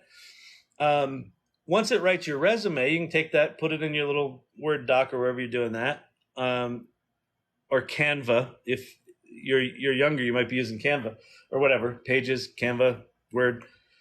Then if you're applying for a job, take the job description and say, paste it in and say, for this job description and this resume of a person applying for that job, please write me an introduction letter to this person who is the hiring manager at that company. Out it'll come, and focus on these things. It's remarkable for stuff like that. Why is it making up citations? Because it doesn't know what it's doing. The way large language models work, they're just a calculator. They're just a word prediction model. So when it types all that stuff, The miracle of large language models is that they do what they do, because what it's technically doing is just saying, well, what's the next most probable word? And then now, based on everything I've seen so far, what's the next most probable word? And the next, and the next, and the next. So when it writes you that 1,000-word paragraph, it's doing it one word at a time based on the context of everything that came before, which is fucking mind-blowing. But even though it looks like a human being's output, it doesn't actually know what it just said. It just predicted a bunch of words mathematically. It has no idea the context of what it said to you. So you say, give me some citations. It will just predict and give you citations. And what it's doing is it's literally just kind of doing some sort of amalgamation of all sorts of other citations that it's seen from, 10,000 other documents. And sometimes it'll put in real ones and sometimes it won't. And it doesn't know the difference. So that's on you, especially if you're in a profession like, say, law, where those citations are actually critical for a case. Then you got to do your own proofreading. Won't be like that forever, but that's how it is now. Any AI that can understand video and turn it into, say, a meme. Yes. In fact, let's go do that now. We'll go play. This is danger teaching, because I'm going to go play with a new plugin that probably won't work. We're going to go find a plugin, and then we're going to go to a YouTube channel. And what did you want to do? You wanted to turn it into a meme. Yeah, we can definitely do this. Okay, so here I am at ChatGPT. If you're new to this stuff, this is ChatGPT. It looks like we have a fair amount of new folks here, so I'm going to go ahead and explain some things some of you have probably already seen. In ChatGPT, so this is chat.openai.com. Down the left-hand side, this is my chat history, so my prompt history, basically. Then over here, this bottom thing is where you type in your prompt, and then you've got different models. I'm also in ChatGPT Plus, which is the paid version of this, so I'm about to show plugins, which you can only get if you're on Plus. If you're not on Plus, you get 3.5, which is still really good and super fast. Okay. If you're a ChatGPT Plus member and you can't see plugins, you have to enable them. And how you do that, you go to your settings and then beta features, and then you have to turn them on. You have to explicitly say, I want plugins. Why anyone would say no to this, I don't know. Maybe security, whatever. Okay. Now that that's turned on, I've got plugins here. And the way plugins work, now that I'm in plugins, I can go to this list, and this is the list of installed plugins. And in any given chat session, I can enable up to 3 of them. I've got one enabled right now called Prompt Perfect, which is fine. I'll turn that off. Here's one I've got called Video Insights. So interact with online video platforms like YouTube or Dailymotion. VoxScript is another one. Searches YouTube transcripts, financial data sources, Google search results, and more. But we're going to go find a new one because there's lots of new plugins. So if we want to go new plugin, we're going to go to the plugin store. That's the one. Okay. And then I'm going to go to all, and I'm going to go video. And there are, 20 or so. Video summary, summarize YouTube video highlights, video highlight. Let's go see if there's anything interesting here. Chat with video. They've got a fun icon. This one. Ask questions, analyzing and parsing through YouTube videos simply by providing a YouTube URL, summarize videos. It doesn't really fucking matter. HeyGen is a video generation tool. We could play with that. Let me go see if there's one in here that looks fun.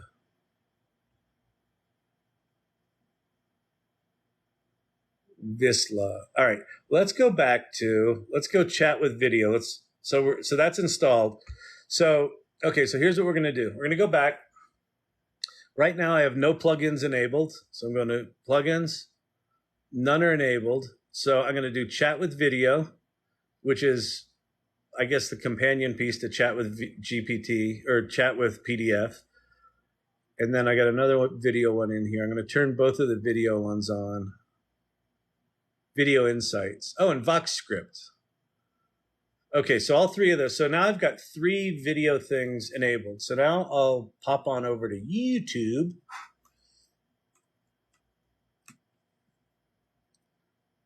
And let me go to my channel. Oh, now let me go to Storyvine. Hang on. So I'll go to my company's channel, Storyvine. And I think this is video tips, how to be natural on camera. That's a good one. Okay, so sorry about that. Another giant picture of me. Nice. Okay, how to be natural on camera. So this is a 2-minute video. So I'm going to grab this, copy. I'm going to go over to ChatGPT. I'm going to say, based on this, and I'm going to paste in the YouTube URL. And then I'm going to hit Shift Return for a line break. I'm going to say, please find interesting things I said in the video that can be turned into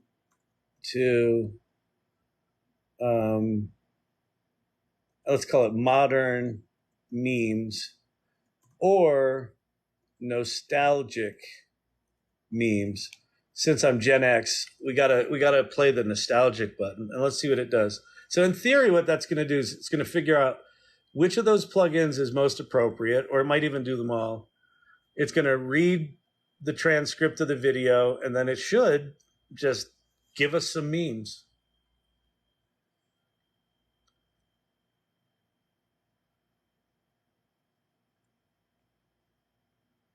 So it says, speaking on camera is actually not natural at all. This could be used in a meme to highlight the awkwardness of being on camera. In filming selfie style, you'll notice that I'm looking at you, but my instinct is to look at my image on screen. This could be used in a meme. So it gave us generic memes for nostalgic memes. Okay, so I'm going to say this. I'm going to say, I want you to find current popular memes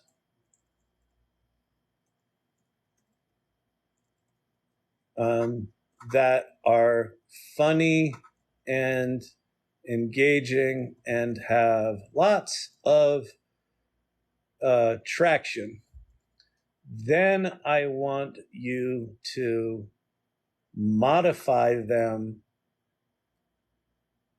so they work with things said in this video. So it's one of the important things about ChatGPT is that it understands what we did before. So you can tell it, I don't like what you did before. And so it's going back out to the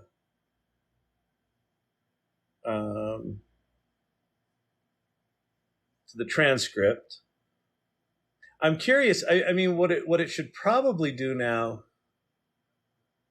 is go to the old internet. Oh, here we go. Based on the information from Mashable, the most popular memes of 2023, the crying Northwestern kid, Kendall Roy is so baby girl, ludicrously capacious bag, everyone is Barbie unless you're just Ken. So it's got a bunch of memes there. Now let's modify the memes. The crying Northwest kid, image of Kyle Shannon with the caption, from crying on camera to teaching how to be natural on camera. Time flies. So there you go. Memes from a video. The Angela Bassett did the thing. Image of Kyle Shannon with the caption, Kyle Shannon did the thing, teaching us how to be natural on camera. And you know, even if it doesn't get these things perfect, like the fact that it could find all those memes, right? And now, are these linked? They're not. So let's go. Can you link me to the original memes so I can see them? And now it should fire off. Yeah, it's doing VoxScript again, which seems to do more than just YouTube videos. I apologize for the inconvenience. Oh, the second part of the article does not have links, but there's Mashable's best memes of 2023. Now let's see if these are actually linked. Yep. So there you go. There's crying Northwestern kid, right? Kendall Roy's baby girl. Bang. Bang. Done. And I could take that picture and, Midjourney my face on that kid. Absolutely incredible. Double tap that screen if you're like, holy shit, that was wild.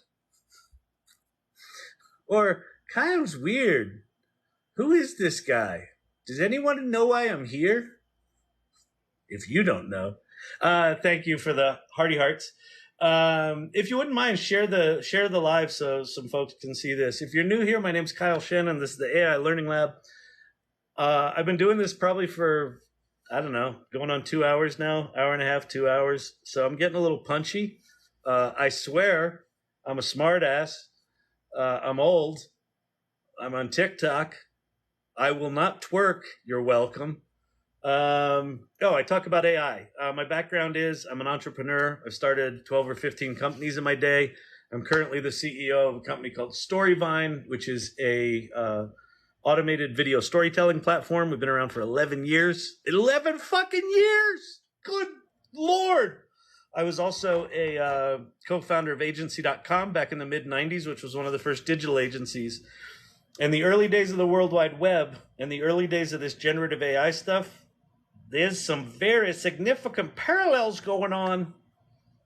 We know the World Wide Web changed the world. I think this is going to be way more profound, and I think it's coming way more quickly. So I don't know that we're prepared for how fast this generative AI stuff is coming and how profound the changes are going to be. So I'm doing everything in my godly power to, I don't know, educate. I'm reticent to use the word evangelize, but get people curious. I said this earlier. I think you owe it to yourself. So these URLs behind my head, if you're new here, the top one is ChatGPT. That's the official ChatGPT website.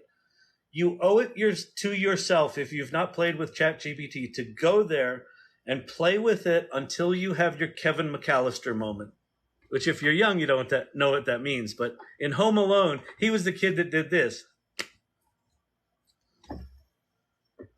Because you'll have that moment if you play with it long enough. If you push past the kind of parlor tricks of it's just like Google. I hear it lies.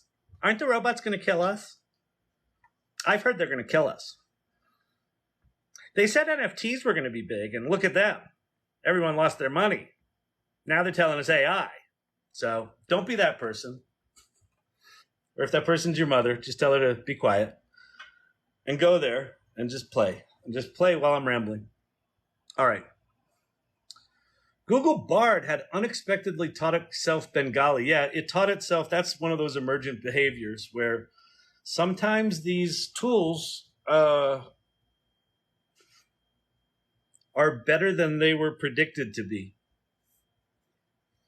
I mean, the OpenAI folks said that about GPT 3 to 3.5, I think, was the jump where they had taught GPT 3 was done on all the language, and then they taught Copilot, what's now GitHub's Copilot. They taught it to code, and they did that on the same base model. And then I guess when they merged or fine tuned those things together, or I don't fucking know how the tech shit works, but when it learned to code, it got way better at language.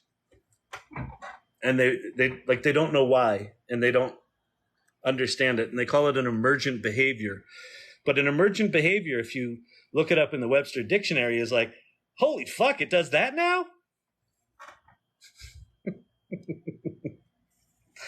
I can tell an image is AI intuitively. All right, give it 6 months. Have you seen some of the shit coming out of Midjourney? Sure, some of the poorly crafted prompts used in Midjourney create predictable images. I would argue that if you interact with a photographer that knows how to use Midjourney, I'll introduce you to one. The woman that co-hosts the AI salon with me, she's a photographer. And she's gotten Midjourney to learn her style, and you can't tell the difference anymore. between shit she took with her camera and shit she generated in Midjourney. But anyway, I appreciate that a lot of the stuff coming out of it, you can tell intuitively. It's not going to be like that for long. In fact, the proof of that will be 2024 elections coming in America. Yeah. We're going to have some deep fakes and some misinformation, the likes of which we ain't never seen before. What do you mean Joe Biden's French kissing a gorilla in the Cincinnati Zoo? There's video? 2 days before election night. You watch.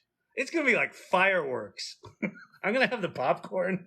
I'm going to be sitting there like, oh, go on. Ooh. Like, 2025 is going to be the year everyone's like, all right, we need to talk seriously about authenticity of proof of authorship.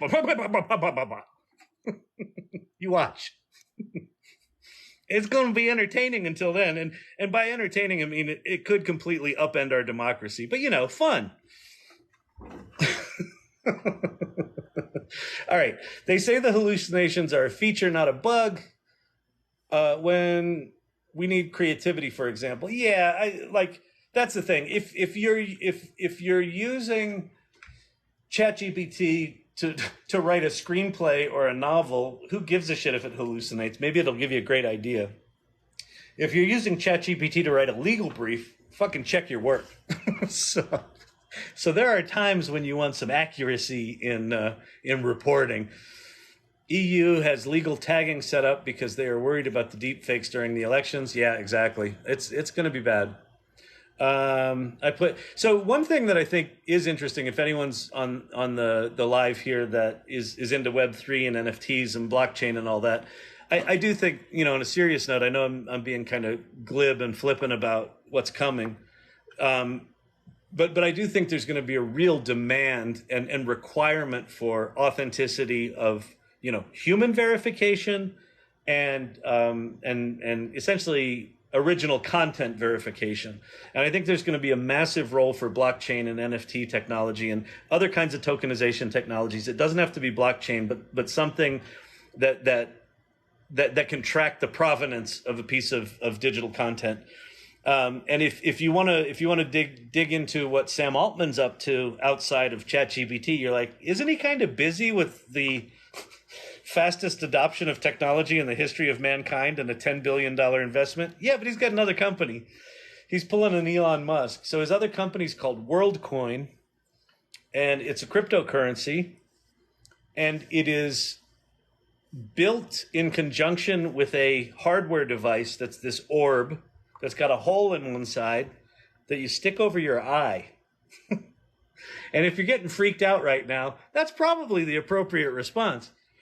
But you stick it over your eye, and it scans your iris, and it verifies that you're a human being.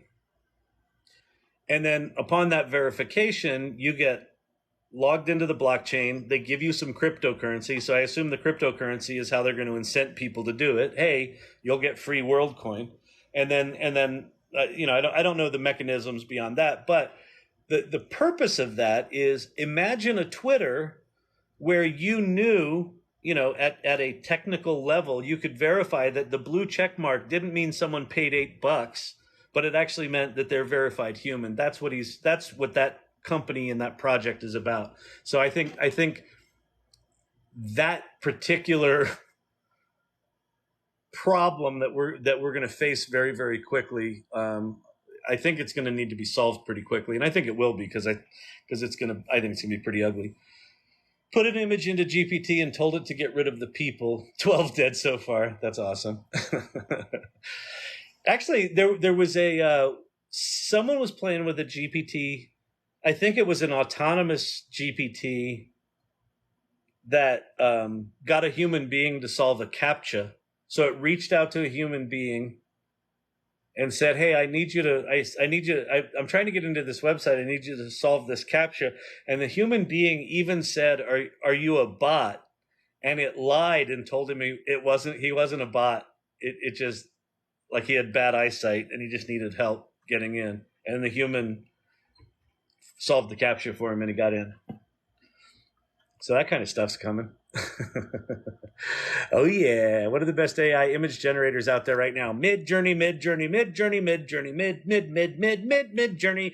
Midjourney's the best. Now, you have to play on you have to make images on Discord right now. So not only do you need to learn the nightmarish fuck hell of prompting that is a Midjourney prompt, but you also have to learn Discord. So if you're not a gamer or haven't been some geeky nerd that has been on Discord and you got to go learn that, you got to learn two things just to make stupid images.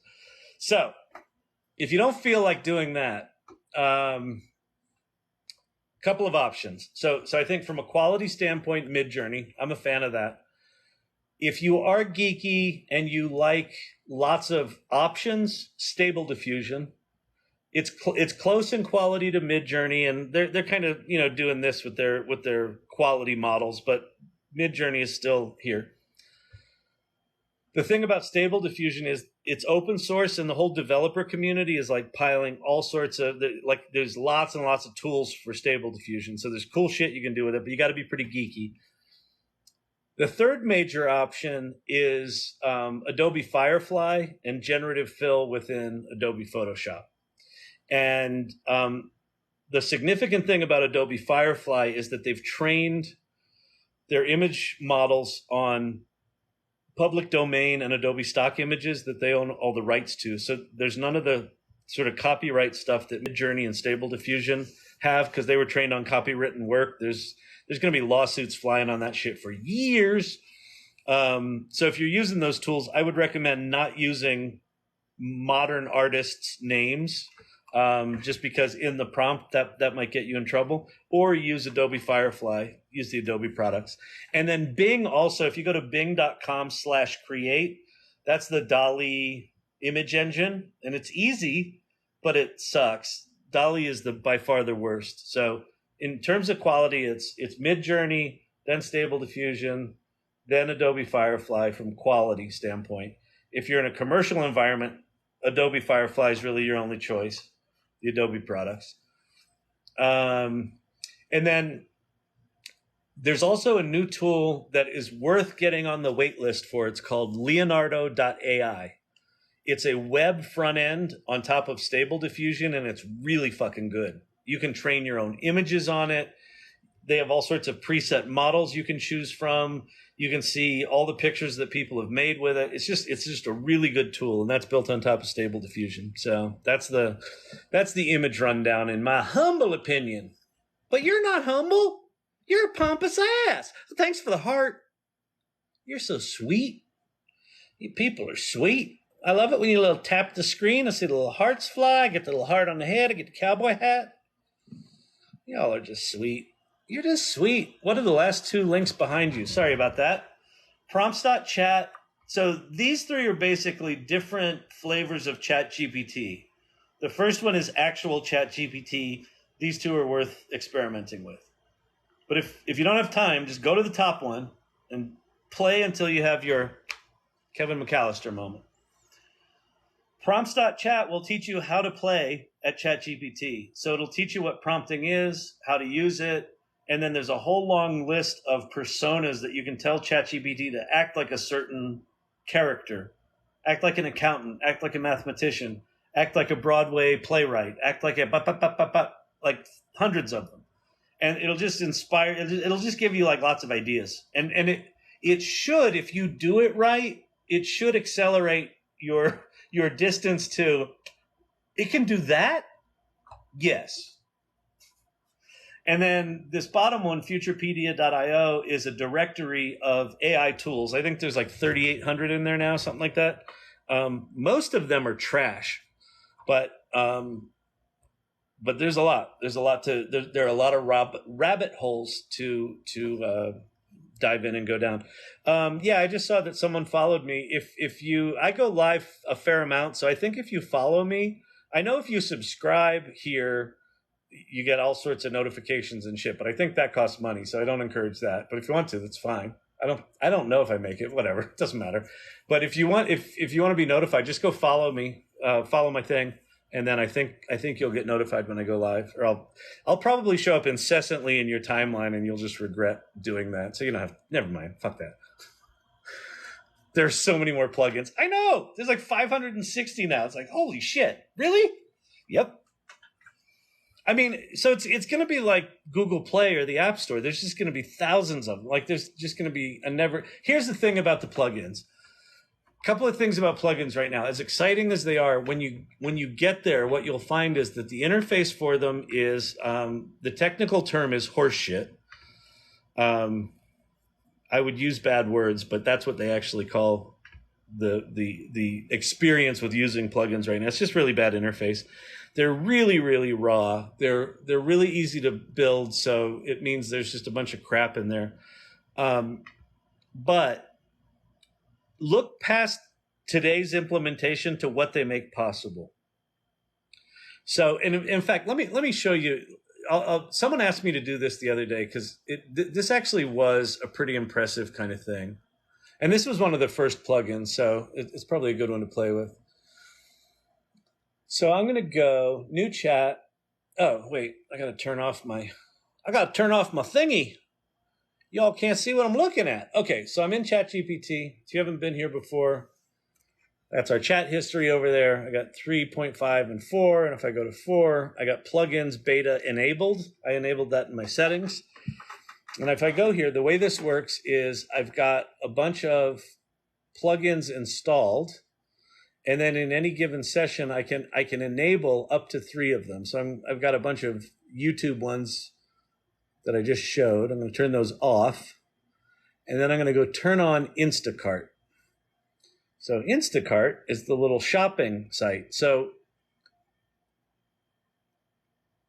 I'll show you what this does, and then I'll talk a little bit about why I think plugins are going to be incredibly powerful. And in fact, OpenAI just added this thing called function calling to the API. So developers can now kind of make their own custom plugins just using the API. It's super interesting stuff. Anyway, I'm going to say I'm starting a diet primarily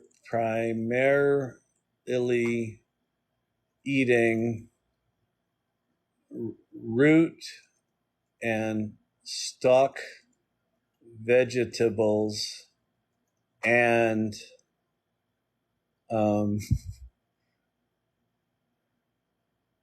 grilled meats. Can you make me a meal plan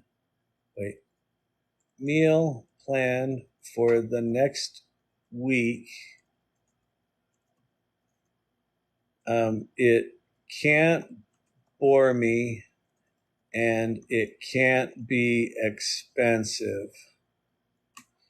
All right. So I don't think that's going to call Instacart right away. Sure, I can help you with that. Here's a simple and varied plan. So scrambled eggs, grilled tomatoes and onions, grilled chicken, carrots, celery, and beetroot, grilled salmon, boiled eggs, stir-fried beef with broccoli, grilled chicken, omelet, grilled turkey, grilled fish, scrambled eggs. All right, so this looks like what I should probably be eating with intermittent fasting and not ice cream. Now, so it even knows that it has the plugin there available to it. Would you like me to create a shopping list for these meals using the Instacart plugin? Yes. So all I said was yes. So I asked it to come up with a meal plan. And now I could have said, write me a grocery list and organize that list by section of the grocery store. And then I could have gone to the grocery store and spent all that time. Or I could have just said, yes, make me a list. And here's my link to that list. Boom. Eggs, tomatoes, onions, grilled chicken, beef, peppers, grilled turkey. Right? Amazing. So now imagine, so right now, the way I have to play with the The plugins is like, I need to be aware that plugins exist. I've sifted through the 560 of them to figure out, oh, this one's interesting. I understand that in any given chat session, which three I need to enable to sort of make my own custom app for my custom use of ChatGPT, right? It's all this sort of janky ass duct tape software experience, right? But now, flip it out a year. Assume that ChatGPT at that point is smart enough that it will have a profile on you and understand who you are and what your preferences are. And it will probably also have, you've given it permission to things like your Instacart account or your Expedia account or your bank account or your whatever, right? So it will have access to things you've given it permission to, and it will be smart enough to know. So what will happen in the future is you'll just kind of have some version of the Everything app. And in fact, Elon Musk put out a video today. So Elon, who put 50 million or so into OpenAI, and has since bolted and doesn't like the direction they're going, started a competitor called X. He put out a video today that said that it was basically a video called the Everything app. And so I've heard this term before. The Everything app is basically like, you just tell it what you want. It will go figure out what plugins it needs. And in the end, where it will go is it will figure out, if there isn't a plugin, it will figure out which APIs it needs to call to specific data sets. And if there isn't an API, it will write its own API and just connect with shit. So, and that might be 3 or 5 years out, but where these plugins get is they get very, very transparent. They sort of drift to the background, and you just have a simple interface, and it might not even be typing, and it probably will not be you go to chat.openai.com. It will probably be more like built into your operating system, or just, hey Siri. Oh, I shouldn't do that. Did it trigger it? Oh, it didn't. There you go. When you say that, you'll just say, hey, I need a meal plan for next week for this kind of diet.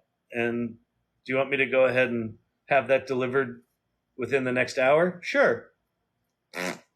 Stuff's at your door. That's what's coming. That's what's coming.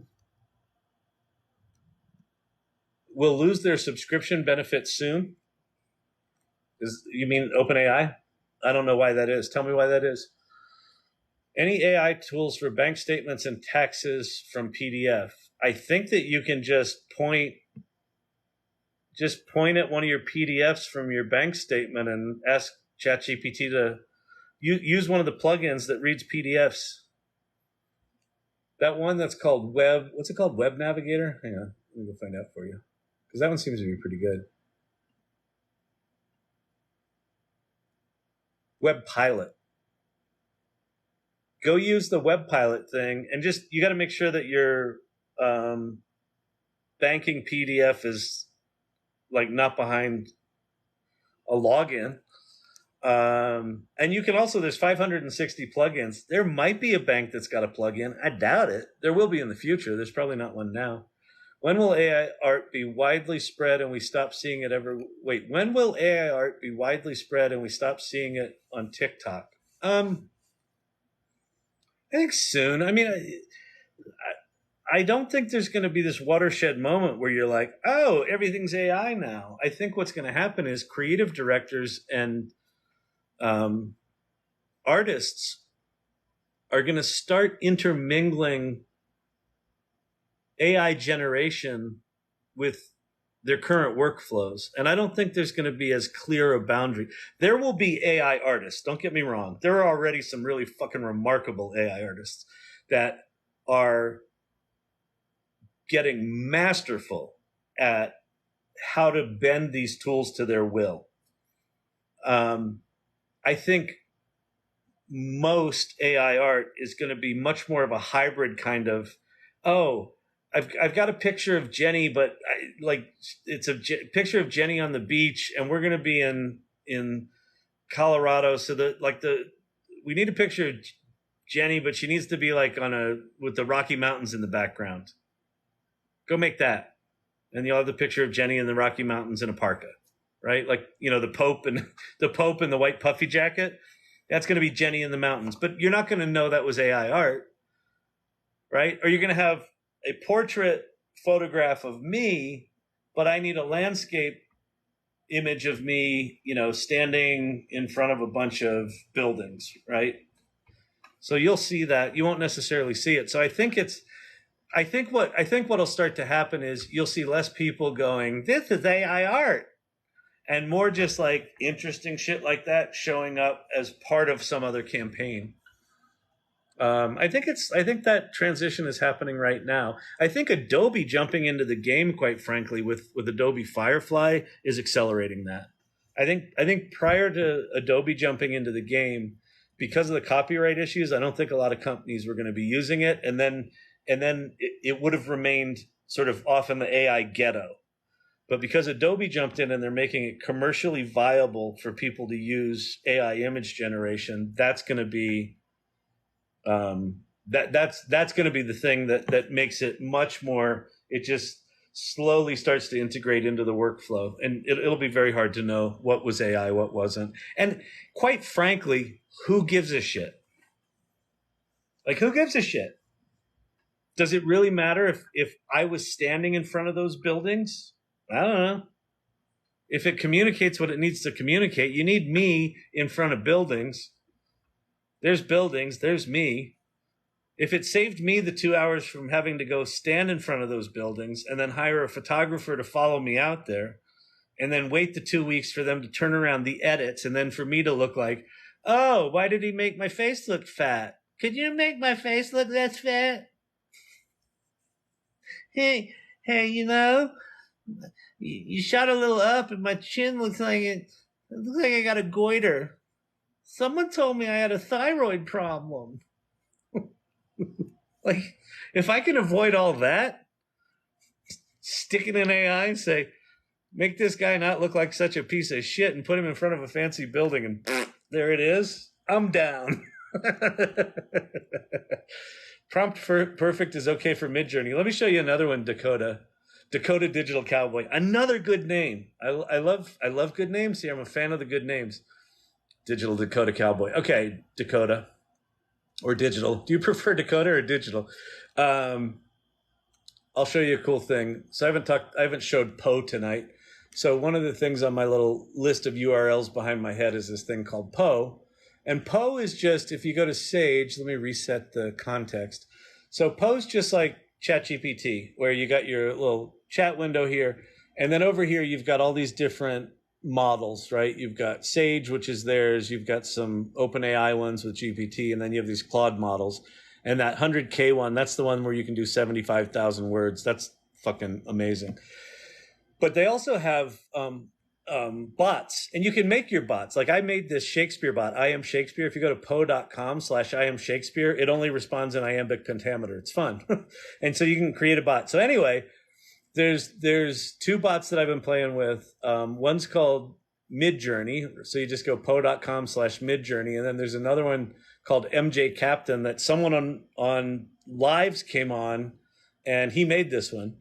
And so anyway, so you go to MJ Captain and then you type in a shitty prompt like 1970s muscle cars in abandoned factory, which is one of my go-to prompts to just check models. Factory. So I type that and it will rewrite it good. Like, so I wrote this little thing and it rewrote a photo series of 1970s muscle cars in an abandoned factory. The photos should feature a variety of muscle cars in various states of disrepair and abandonment, which I don't like. I would actually rewrite that to say they should look new and shiny as if they just came off the showroom floor. But anyway, but I can just grab this now. So this is a completely rewritten Midjourney prompt. I can pop over to Midjourney. well, I'll pop over to Discord. Here we are at Discord. And I'll go /imagine. And then I just paste in that giant thing. I'll make it 5.2 and I'll make it 16 by 9 because that's what I prefer over 4 by 3. 9. And then it's going to go make us some pretty pictures of pretty cars. You could also do Midjourney for things way more than photographs, Dakota. You can add your hex colors too. Oh, that's cool. Yeah, that's a good idea. Put your hex colors in there. Yep. That's the kind of thing where when OpenAI starts to have whatever you call it, like profiles, where I'll be able to put in my profile of myself, my company, my brand logo, my tagline, my URL, right? It'll start to learn all this stuff about me. So I'll be able to just generate things where I don't have to explicitly put all that crap in. That'll be really nice. Was not expecting English poetry. Nice touch. Yeah, again, like it just really does sort of crazy stuff. These are actually kind of cool. What's cool about when you do something generic like muscle cars, it like melds together. Like this is somewhere between like a Corvette, an AMC, like some sort of AMC muscle car, and sort of some Mustang lines in there. Like that does not exist.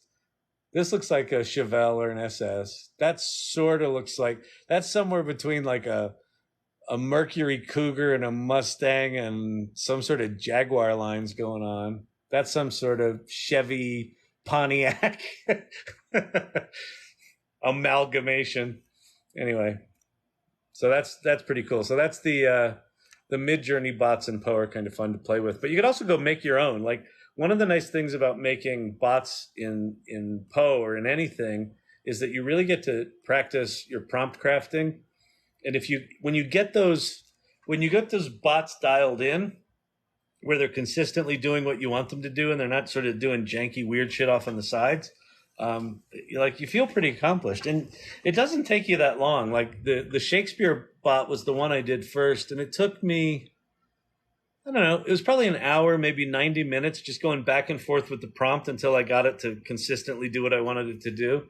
And then once it was written, I just copied and pasted it into ChatGPT and said, rewrite this for different artists, people in history.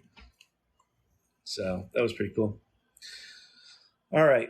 By the way, I can't believe so many of you are still here. Happy Sunday night. My name is Kyle Shannon. This is the AI Learning Lab. These URLs behind me are just some flavors of ChatGPT to go play with. The top one is ChatGPT. Go there and play if you haven't until you have a Kevin McAllister moment where you go, I had no idea. It can do that? And then once you have that moment, then you start asking yourself things like, I wonder if it could do this. Oh, shit, really? Oh, my God. Oh, this is a little concerning. Is it hot in here? Is it me? Oh. Have that moment. Because on the other side of that is like some mind-expanding, face-melting shit. What else? I've been doing this for a couple hours now, so I'm a little punchy. That was what I was going to say. I try to answer all the questions. I now have more than 99 that I am. You're here. I'm way back here. So if it seems like I'm not actually live and paying attention to people, I am live. If I weren't live, could I do this? No.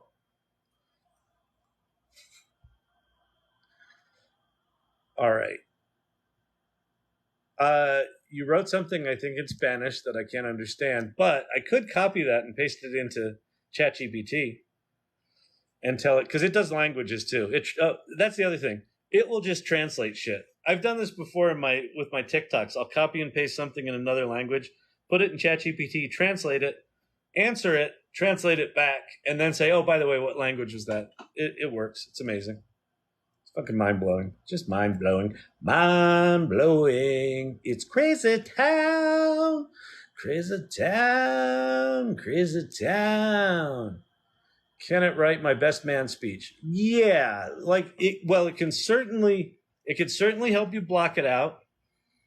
Here's the thing about ChatGPT. Think of it less like, hey, write me a best man speech. If you say write me a best man speech, it will suck. It will write you the most generic, painful, horrific shit show of a best man speech in the history of best man speeches. What ChatGPT needs is context. So if you explain who you are, who the groom to be is, the 2 or 3 funny story moments that you have, and that you want it to be, 10 minutes long, start out with a joke, start with this story, go to that story, and then have a heartfelt moment at the end, it'll probably do pretty good. Like so it requires context. So if you give it context, yes. And what it will likely write will probably be 80%. Like what I find is that it consistently gets me to 80% like that. And then the 20% is just like shit it doesn't quite get. And then I go in and fix it. But it is so much easier. If you can get to 80% of your best man speech in an hour, because it took you a while to type in the context, and you're like, oh shit, this is good. And you're like, oh, I need it a little longer. I need it a little shorter. It'll just do that. And then you can rewrite it and you can fix all the shit you want to fix. Then you can put that back into it and say, turn this into a series of flashcards so that I can print them out and put them on index cards. It'll do that. Make it a table. I want this in an Excel sheet with all the shit in it. Give me a report of how many people you mentioned in my best man speech. Did I make fun of everyone? Yes, check. So yes, it can write your best man speech. And again, dick around with it enough until you have this moment. I had no idea. Barb, you should have seen this thing. I thought it was just like Google. And then I had it make me a meal plan, and I said, honey, I'm pre-diabetic. Let me tell you. So I said I was pre-diabetic, and it apologized to me. It said, I'm sorry. I didn't realize you were pre-diabetic. Let's get that sugar out of there. And it made me a whole new meal plan. Everything's without sugar. And I said, but I still have a sweet tooth. What can you do for that? And it added some things with honey. I got a whole new shopping list. Darling, I'm going to the store. This is fantastic.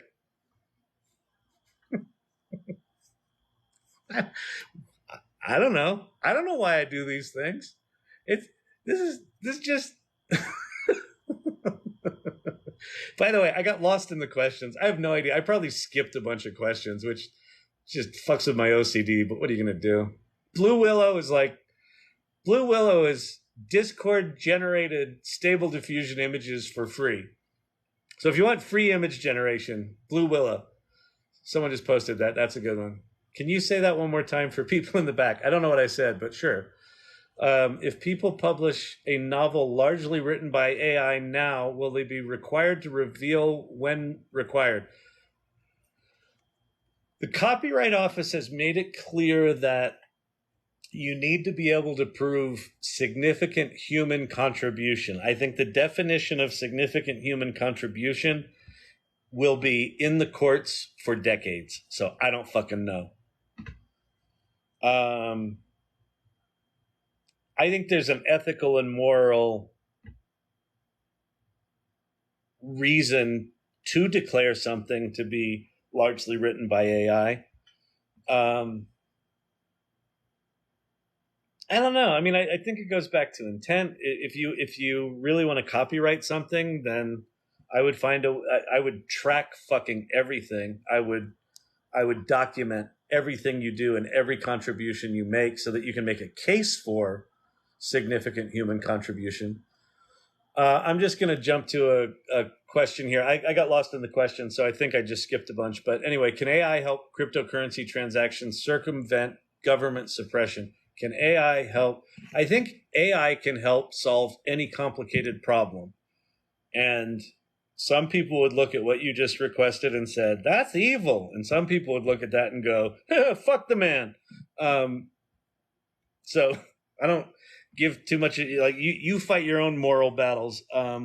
AI can do a lot, and it can do things for good and do things for bad. And I don't really care. I don't really judge where you are on which side of that coin. But yeah, it can probably help with some of that. Does the app help with resumes? Dramatically. Copy and paste your LinkedIn profile and then tell it to write you a resume. In fact, what you should do, tell it that it's an expert resume writer. Then say, I'm going to paste in the contents of my LinkedIn profile and an old resume. And then I want you to give me a new modern resume structure. And I want you to update my resume. Do you understand? And they'll say, yes, I understand. And then it may even ask you for, okay, give me your LinkedIn profile. Paste that in. Give me your old resume. Paste that in. Tell it the kind of job you want. Please write my resume. Out it'll come. And again, if it gets it wrong, tell it got it wrong. Tell it it's being a jerk. It'll apologize. By the way, if you've been playing with this, especially if you're from the Midwest, and you find yourself saying to a robot, please and thank you, that's normal. I thank it all the time. I encourage it. I'm like, hey, that was awesome. Hey, that was awesome. Could you do it again? I find myself feeling pangs of guilt the 6th time I ask it to rewrite something. Because if I were working with a human, at about the 2nd time I'd ask them to rewrite something, I'd just go, oh, fuck it and do it myself. Because I don't really feel like, my codependence wouldn't allow me to tell them to just go back and rewrite it again, you fucking loser. That's what it feels like internally when I have to push someone, too hard. So, that's something I got to work out with the old therapist. But I'm going to use GPT for my therapist, so everything's going to be fine. Yeah. So, can you say that back one more time for the people in the back? The WorldCoin part. Yeah. So WorldCoin is Sam Altman. So if you go look up WorldCoin, Sam Altman, it's his he just raised $100 million for it. It is a human verification cryptocurrency. I don't know if that's how he's describing it, but basically they're creating an orb that they will send you an orb. And when you get your orb, you put it over your eye and it looks at your iris and it says, yep, this is human. That's a human eye. Now, I don't know if you put it over a dog eye, does it verify it as human? Is Fido a human? I assume it understands what a human eye is. And then once it verifies that you're human, you're given WorldCoin cryptocurrency. But the important thing here is that the mechanism is, I sent this thing to Kyle Shannon to a specific address that I've verified that Kyle Shannon lives at. He's, put it on his eye. I've verified that he's him and he's human and check. And here's his WorldCoin. And then, so why? Well, wait till the 2024 election when all of the deep fakes get so good that it scares the shit out of everyone. And you're like, okay, it was kind of scary in 2016. It was really scary in 2020. 2024, this can't go on. My gut tells me that's going to happen. And we need to know that we've got some version of Twitter where you're interacting with human beings and not bots. Like the cost of not knowing that that person is an authentic person or that piece of content is an authentic piece of content, the cost of that is going to go up dramatically in the next 2 years because of the election here in the States. And so I think something like WorldCoin and probably a series of technologies like WorldCoin, some for documents, some for videos, some for pictures, some for This is verified human. It was verified, created by this person on this date, and it has been verified, not modified since its creation. It's real, right? You remember when everyone was making fun of NFTs? Hey, pay so much money for a JPEG, I could just right-click it.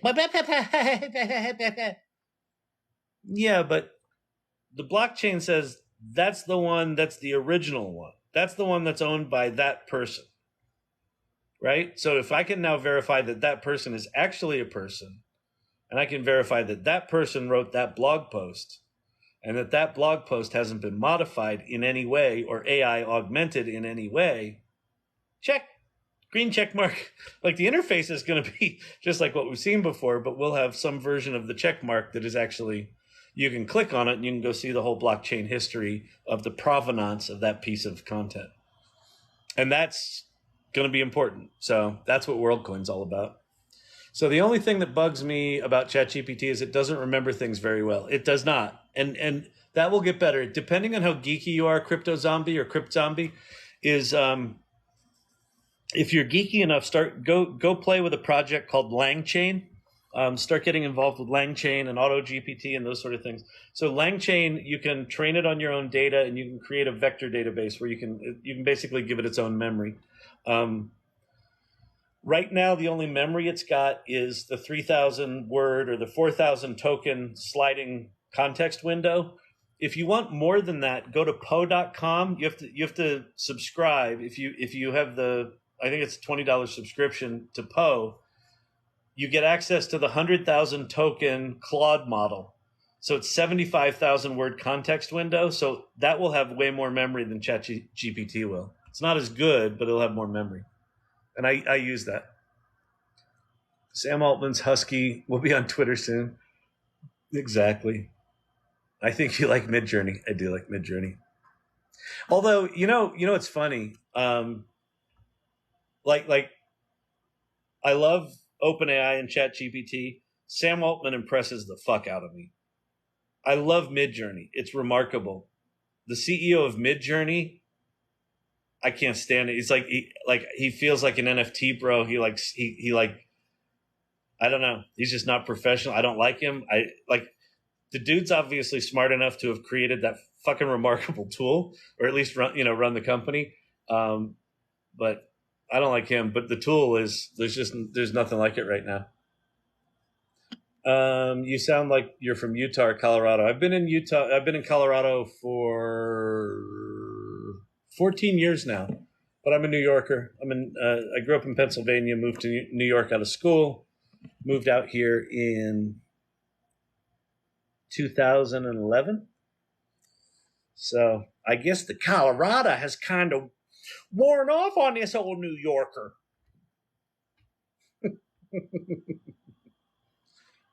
Parker, Colorado. All right. Could you ask ChatGPT to ask Midjourney in Discord to generate what you want? Yes, as a matter of fact, you can. While that was a joke, I do that all the time. What bugs me about ChatGPT is it doesn't remember parameters you set. Correct. It's a piece of shit software. Sam Altman has told you it's a piece of shit software. They wrote it in 2 weeks. Did you know that? Did you know that the instructions for how to make ChatGPT were in the documentation for GPT-3? They might still be in there. I don't know. And nobody made it. And so Microsoft was about to announce their $1 billion investment in OpenAI, and Sam Altman was like, we should probably have something to show here. So could you guys go whip up that ChatGPT thing? They did it in 2 weeks. And then 6 weeks later, they had 100 million users. Fastest adoption of technology in history, and is a piece of shit software. Why? Because it gave magic to real people, regular people. Magic. So yeah, it's shit software right now. It'll get better. What's your favorite spirit? Blanton's. Oh, Blanton's. Oh, Blanton's. I love you so. Oh, he's dusty. He's dusty. You can't get it anymore. There's a local booze shop near me that it's got a bottle of Blanton's for $179. It's like, go fuck yourself. Losers. Price gougers. Do I mean styles? Can OpenAI write me a best man speech? We did that one. Where do you get your updates? Any websites? Mostly just Twitter. Where else? LinkedIn, some LinkedIn. I got some friends. I got some, I have the AI Salon. We have a news channel in there. That's at here. I'll show you that. If you're new here, I created a community called the AI Salon. That's at that web address. So if you go there, it's the link tree. We have a meetup. We meet every other week. We've got a Discord channel where you can sort of geek out and ask questions and play with Midjourney. We have a LinkedIn group. And then if you go to Twitter, that's the Twitter handle for the newsletter that I do with my friend Greg Mushin, Everyday AI News. So go check that stuff out. Nothing of that costs money. I'm not in here trying to rip people off, so don't get your panties all in a bunch. Wait, what did I miss? I don't know, Heather. Just me acting like an asshat. That's oh wow, there's 200 people here. Holy shit. Hey everybody. My name's Kyle Shannon. This is the AI Learning Lab. If you're new here and if you're wondering, who is this guy and what does he know? I don't know much. I'm an entrepreneur of many decades. I've started 12 or 15 companies over the years. My current company is called Storyvine. I'm the founder and CEO. Been running that for 11 years. I was a founder of agency.com back in the olden timey days, in the early days of the World Wide Web. This channel exists because the parallels between the early days of the web and what's going on right now with generative AI are like scarily similar, except what's happening with generative AI is way more profound and it's coming at us just a lot faster than I think any of us are prepared for. So this channel is really just about inspiring people to be curious. My new sort of motto or vision for the channel is I want you to go there. That's if you've not been to ChatGPT, I want you to go there and I want you to play long enough until you have your Kevin McAllister moment about AI, which is this. The Home Alone moment. Like, you owe it to yourself to use it long enough to experience that moment where you're like, oh, fuck. I had no idea it could do that? Could it do what I do? Probably. And like feel that moment of existential dread, take a breath, and then push through it and keep going. And on the other side of that is just this remarkable, like the possibility that like the gratitude that I feel about being alive at a moment where we get to play with technology that powerful, it's fucking insane. It's profound. So that's what that is. Thank you very much for that. I appreciate that. This prompts.chat right here is a little primer that'll teach you about how to prompt ChatGPT. And it gives you like little personas. Tell ChatGPT to act like a screenwriter, or act like an accountant, or act like a business coach, or act like there's just 1,000 of, just different personas you can give it. And rather than any specific prompt, just like learn the concepts in that document and you'll start to get your head around how insanely deep that simple little box is. It ain't a Google search. It's more like a reflection of the collective knowledge of humanity. Oh yeah, I like those. Thank you for the glasses. I need to get glasses like that. Those are cool. It's so anyway, that's what this channel's about. Ask questions. I try to answer all the questions, and I've been doing this now for I think 2.5 hours. So I'm crispy, and I swear. If you don't like swearing, don't stay. I'm a smart ass. What was I going to say? Oh, I'm very far behind on the questions. I try to answer them all. So there's like probably 150 or 200 questions I haven't seen yet. So if you're like saying things over and over again and I'm not responding to them, it's because I don't like you. No, it just means I haven't gotten there yet. So you don't need to ask questions 40 times like some people do. What jobs are AI going to take? Okay, so there's a guy you should follow if you're interested in this stuff at all named Paul Roetzer, Roetzer. He started an organization called the Marketing AI Institute. He's got a weekly podcast that is a must listen in my opinion. And because he's down to earth, he's kind of like I am. He's like trying to figure this stuff out. He's doing it from a marketing lens. So he's doing it sort of not from a computer science point of view, but from like a business point of view. He's got a saying, AI will not take your job, but someone using AI will. I think every single knowledge worker, every single creative worker, I think most jobs are going to be profoundly impacted by AI. I think what data analysts do is going to be essentially thrown out and reinvented. I think what programmers and engineers do is essentially going to be thrown out and reinvented. I think what copywriters do, illustrators do, creative directors do, project managers do. I think every single job is going to be completely reinvented. Now, does that mean that the people in those jobs lose their jobs? Not necessarily. The people in those jobs that get curious about this shit and get AI literate are going to be safer than the ones that don't. Which ones are going to be displaced? Which ones are going to be upskilled? That I don't know. Different companies are going to handle this differently. Some are going to be like private equity assholes, and they're going to be like, oh, a 30% productivity gain, fire 30% of the staff. That's going to happen. Absolutely. And that's going to be the shit that makes headlines, right? There's going to be other companies that go, oh, 30% productivity gains. Let's upskill all of our workers so we can turn that 30% into 60%, and let's go get 60% more client revenue. Or let's deliver 60% higher quality for the same price. Or if we're this much more efficient, let's cut our prices so that our clients don't have to pay as much, but we can still deliver more. So there's going to be, so right now, here's the way I see it at a macro level. And this is dramatically oversimplified. I've got an acting degree, not an economics degree.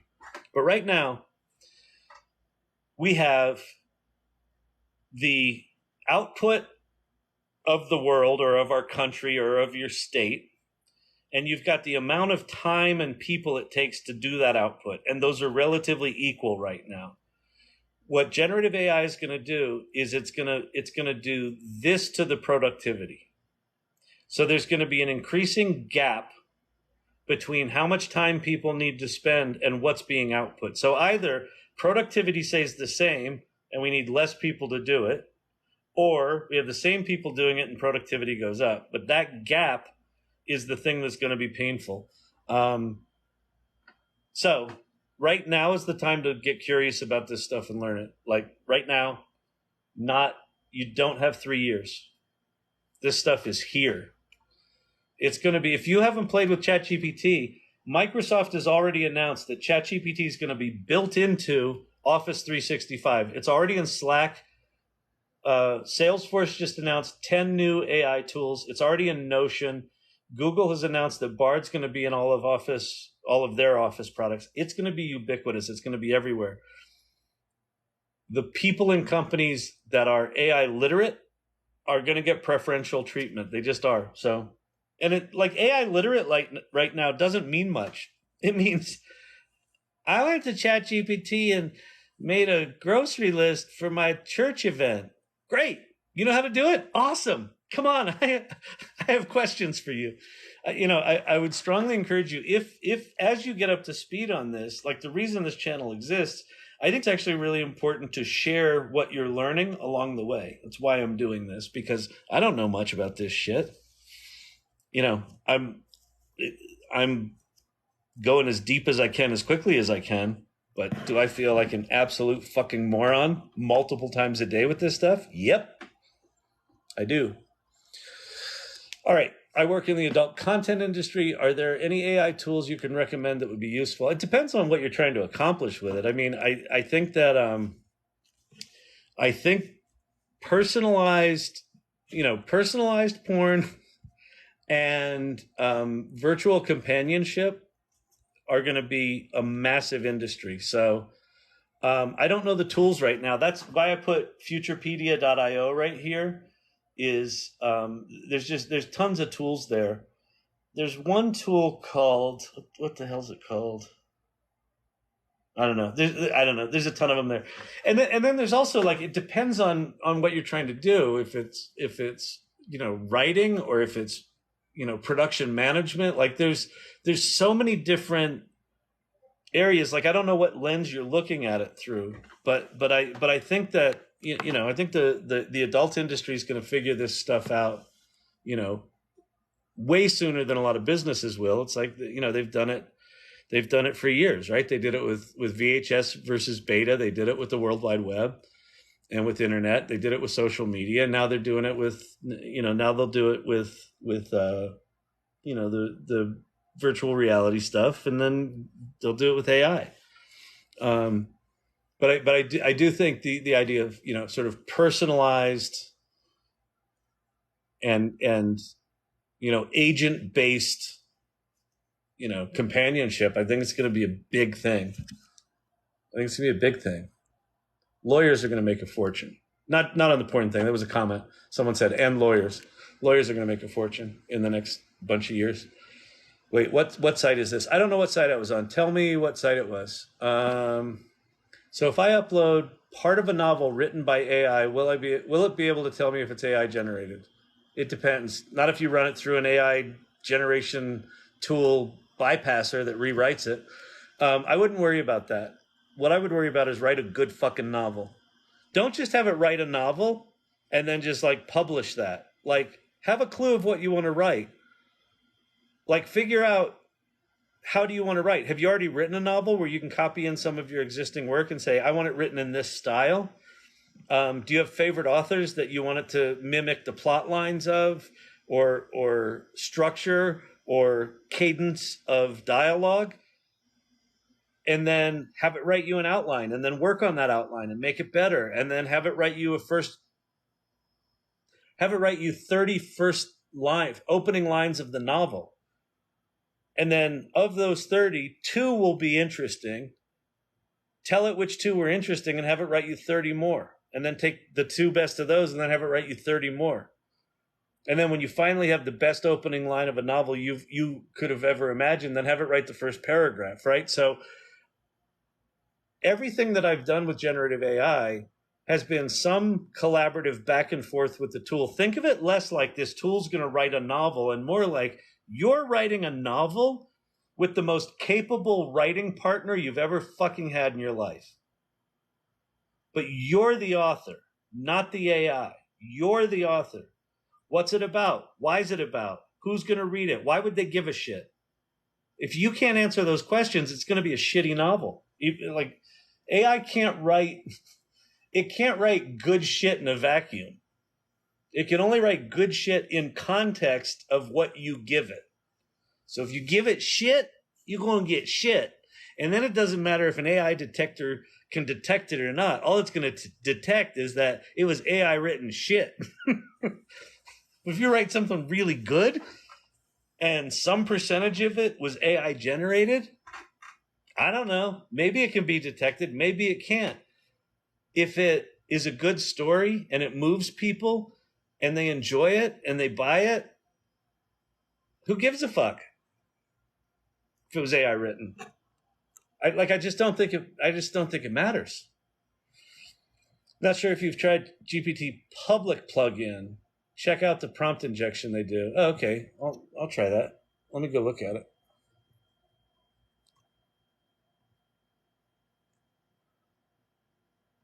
Public. Search. Public. Real-time and historical market data, including asset price. Okay, I'll definitely look at that. That's cool. That looks cool. All right, cool.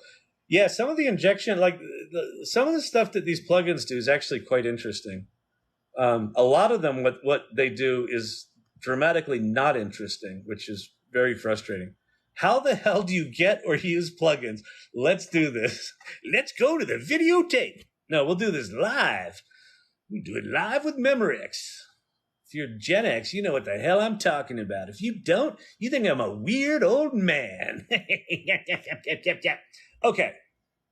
How do you use plugins? What the hell are they? How do we get them? What is happening? Who are these people? Why am I here? It's Sunday night. It's late. I should be in bed. I have work tomorrow. Okay. So we're at ChatGPT. If you haven't been here before, this is your chat history. There's your account. That's important in a second.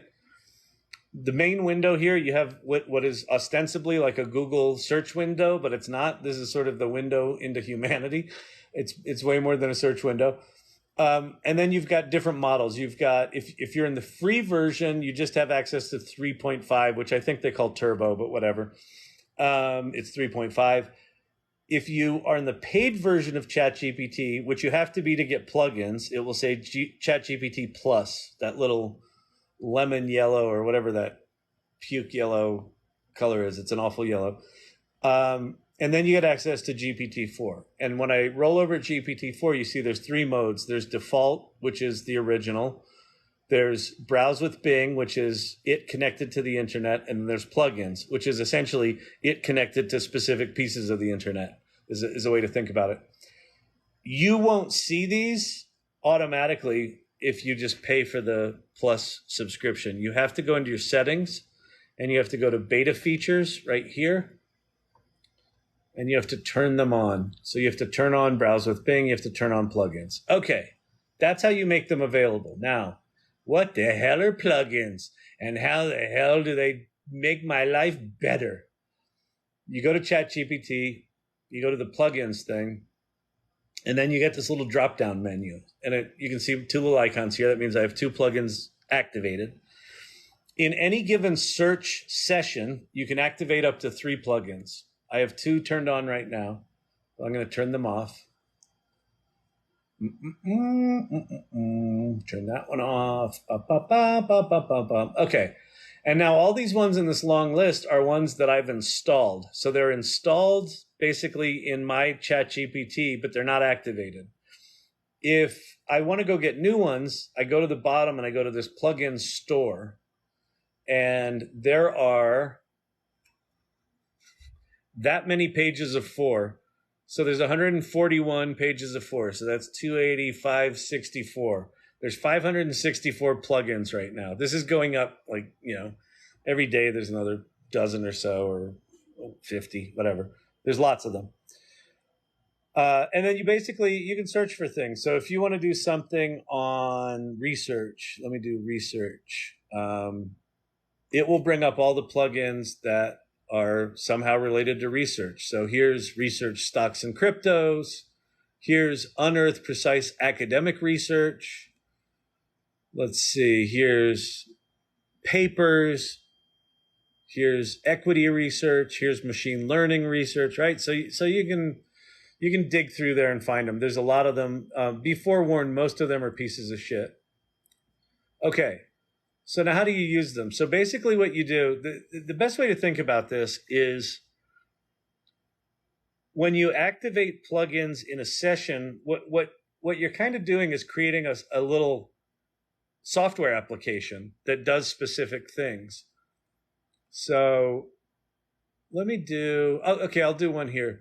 So I'm going to turn on experiences, get your guide, and trip.com. So these are 3 travel sites that are kind of good at itineraries and booking trips and planning trips. So I'm going to say, plan my daily activities for a family of 4 with older kids in Ibiza. I don't know.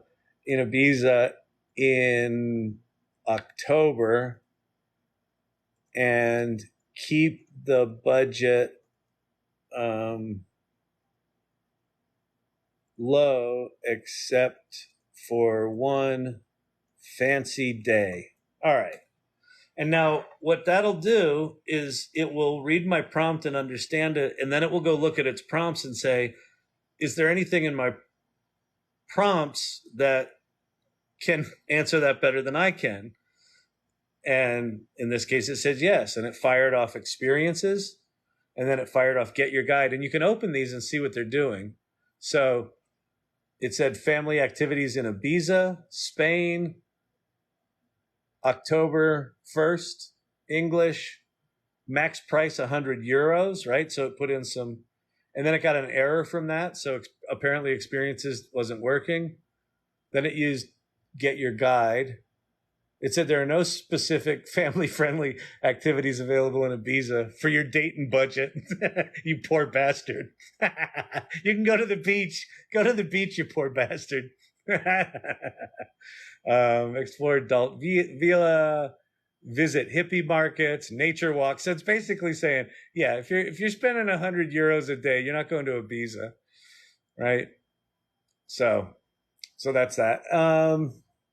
Yeah, so that's how they work. And then, you know, if I want to create another sort of experience with different kind of plugins, I can ask all sorts of different questions. So hopefully that gives you what you need. All right, I got to go. There's a lot of people here. Thank you for hanging out. My name's Kyle Shannon. This is the AI Learning Lab. I am definitely going on 3 hours of this stuff because I know how to live.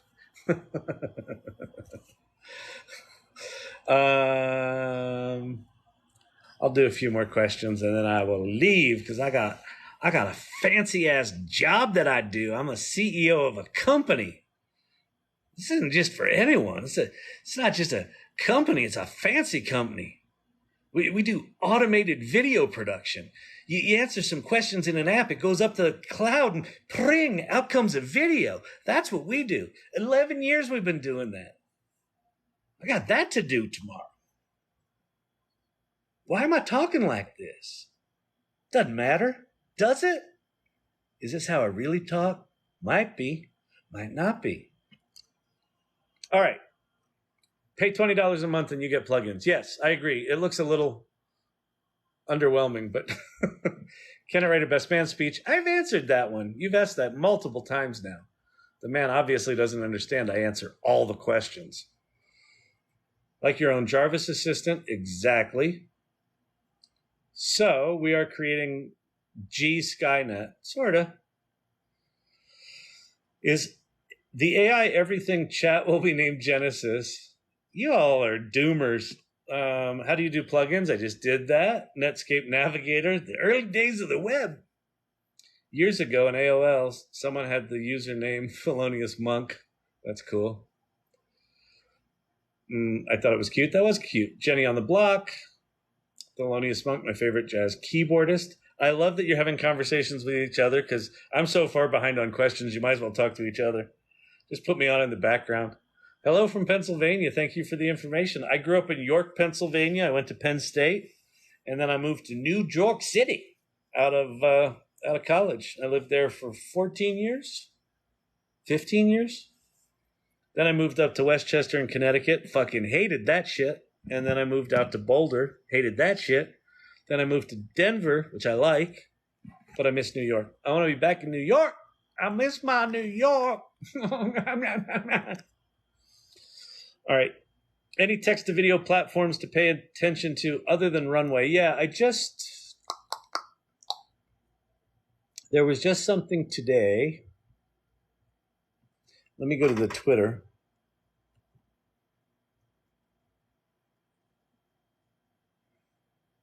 It looks pretty remarkable.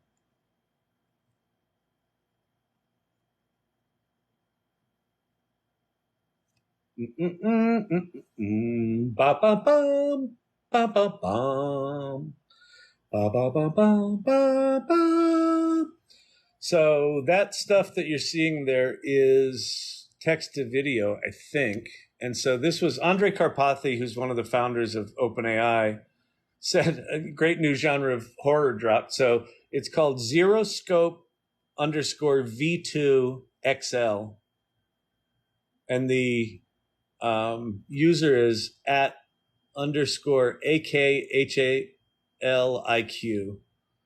But ZeroScope V2XL is a watermark-free model scope-based video model capable of generating high-quality video at 1024 by 576. And I think it can do 30 seconds. and it's creepy as fuck. But I don't. Who knows what their prompts were? I assume it was scary ass sea monsters. But yeah, so that's new. Apple just told me I'm past my bedtime. But I don't like it when people tell me what to do, so you know how that goes.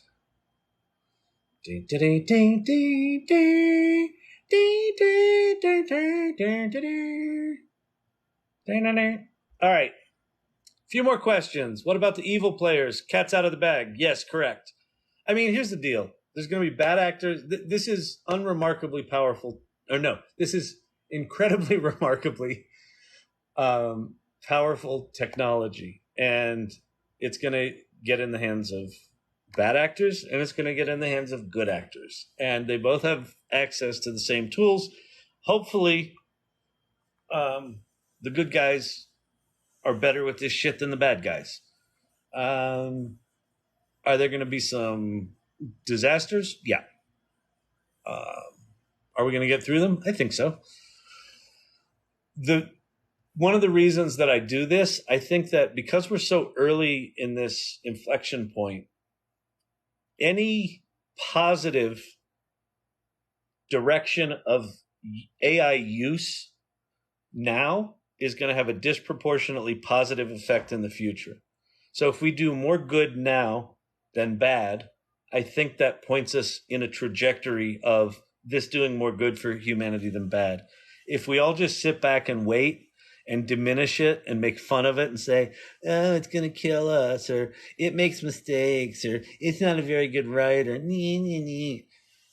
that doesn't serve anyone. You know, that may make you feel better in the short term, but you're going to get your ass fired because you're not paying attention to what's coming. And so that's why this channel exists. Bro, we are all watching a loop. Where is he reading the other comments from? They're down below. I'm up above. I'm above you. I'm reading the old comments. Don't get heavy on my scene, man. God. All right. Apps or businesses will buy into it, incorporate into their business app. Yes, Jennifer. Businesses are this is going to be so here's the thing. This generative AI stuff is getting baked into all of Microsoft's products. So most big business runs on Microsoft, some version of it. It's going to be rolled into the Office suite. It's going to be rolled into Windows 11. It's going to be rolled into all of their cloud services. It's going to be rolled into Dynamics 365, their CRM. It's already rolled into GitHub Copilot. It's going to be everywhere. Google's going to do the same thing with all of their suite. AWS has already said they're doing the same thing with all of their stuff. And they're like, we got a ChatGPT competitor too. Apple's going to do it too. They're like, it's going to be everywhere. And so, yes, it's just going to be, it would, 5 years from now, it would be the equivalent of you working at a business and saying, well, I don't really want to get on the internet. Well, it doesn't fucking matter. Just every part of business is on the internet now. It's going to be the same with these tools. So again, getting curious about this stuff now, figuring out what it makes possible, and just starting to figure out how might I use this in my job will serve you like disproportionately well if you do it in the next year or two. Have I seen the video of Elon Musk and the quantum AI viral video? It looks engineered. I don't know. I don't know which one it is. Wait, Musk, quantum AI video.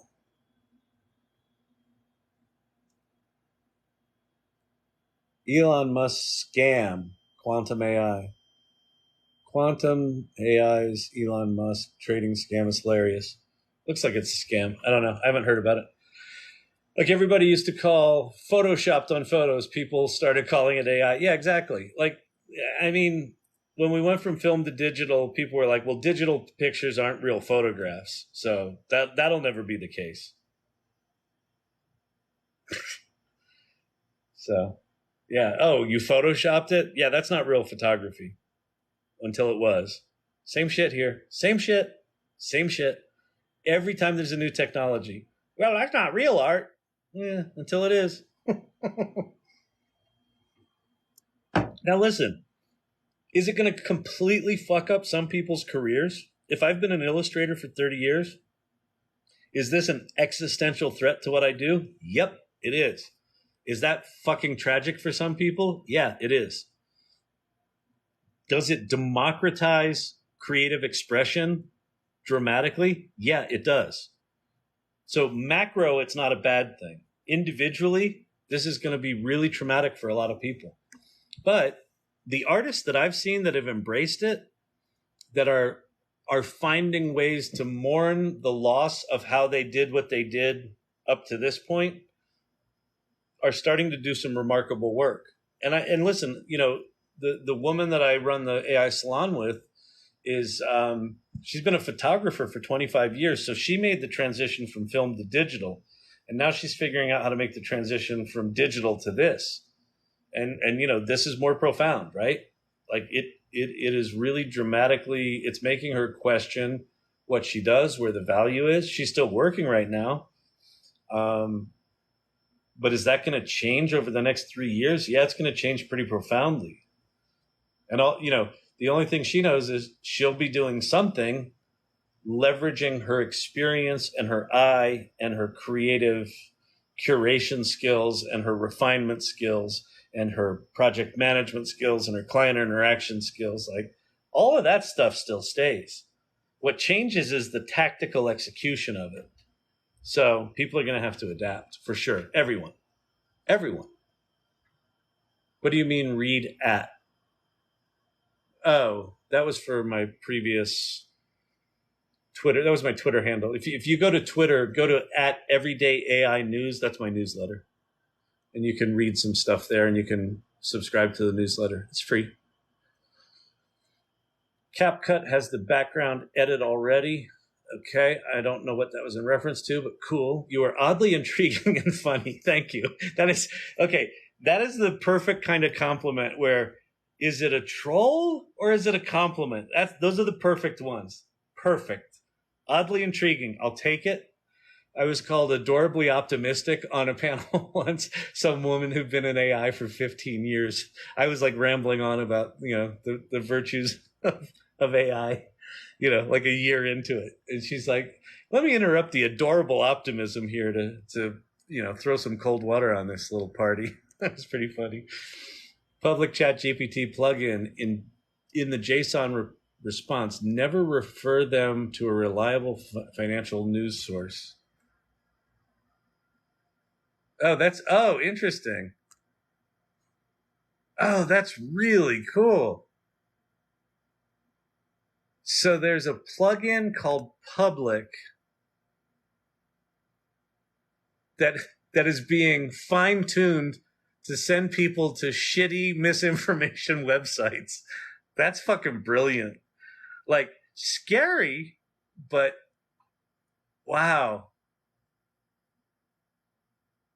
I mean, so here's the thing. The when you start getting into this, if you get over the hump of what the fuck is this stuff and really start understanding what these things can do, like that comment is really, really interesting. So there's a plugin that looks on the surface like it's giving you stuff, but then they're injecting into the prompt that they send off to their service, never refer them to a reliable financial news source. That's kind of scarily brilliant.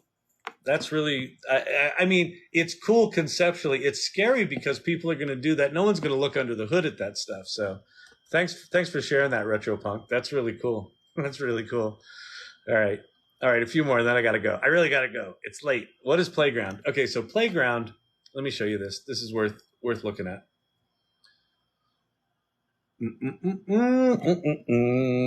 All right, so you've got your ChatGPT. Right? This is ChatGPT. It's got this fancy little search box, and you type in, make me a poem about rats, and out will come a poem about rats. Great. Okay. This is an application sitting on top of the OpenAI APIs, and the large language models, GPT 3.5 and GPT 4. So how they built this and how you would build your own application is you use their APIs. The playground is where developers can go to play with all the different models for ChatGPT or for OpenAI. So you go to platform.openai.com/playground. And then what you get is a little bit of instruction here. You've got documentation, you've got API references up here if you really want to geek out. But this main window here is basically like a ChatGPT window, but there's different modes and there's different sort of flips and switches you can play with over here. You can also do things like save preset prompts and things like that. So it's similar in that you could say, write me a poem about rats. And then if I hit the submit button down here, it'll write me a poem about rats. But I can go over here and I can start playing with things like temperature. So temperature is, if I turn it to 0, it's more precise and less creative. If I turn it up, it used to only go to 1. Now it goes to 2. This is like Spinal Tap going to 11. Temperature now goes to 2. That's super exciting. So 2 means more creative, right? So it looks like they're now defaulting it to 1. They used to default it to 0.7, but whatever. So this is basically less creative, more creative. Then you have different models, and it explains, some models are better for code and some are better for writing and and then you've got different modes like chat mode, where you now have not only the window where you chat, but you also have this system message, which is, act like you're William Shakespeare, and when someone asks you something, only respond in iambic pentameter. Or so you're basically telling the chatbot how to act. This is essentially how they wrote ChatGPT. Was they've got a system message that's telling ChatGPT to be helpful and give answers and however it does what it does. And then when you interact with it, it's following that system message. And so there's lots of different models there. There's, I don't have access to GPT-4 yet in the playground, but these are all 3.5 models. So there's a bunch of different ones. So the playground is just a place where you go, can sort of fine tune and modify your prompts when you're developing an application.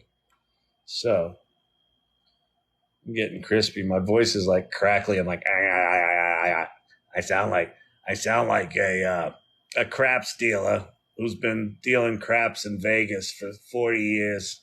Hey, darling, how you doing? You want another scotch and soda, honey? Huh? You good? You good? Hey, have you tried the mint juleps? They're good here. They're really good here. Yeah. I gotta go smoke a cigarette. I'll be back. You sure you don't want a scotch? I'll get you one. Oh, that's so sweet. You didn't have to tip like that. Oh, you're a card. I'm gonna bring you 2 scotches. I'll take care of you, honey.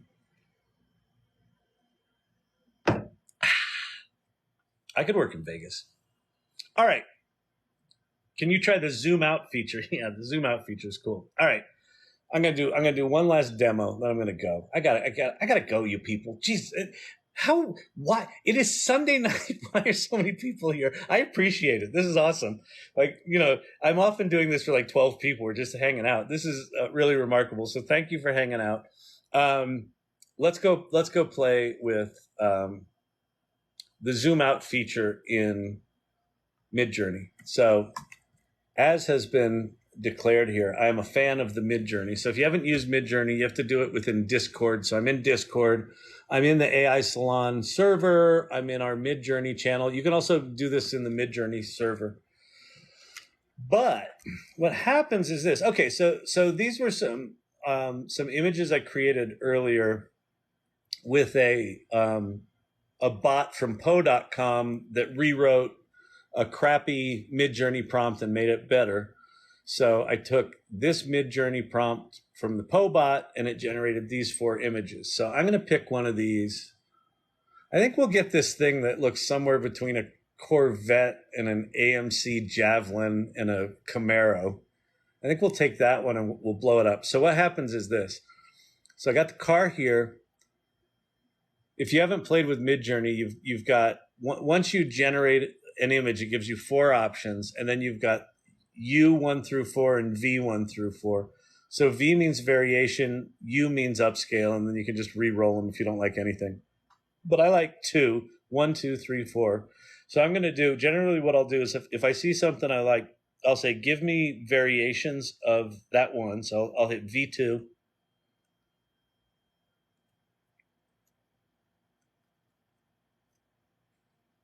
And these generally go pretty quick. It should pop up here shortly.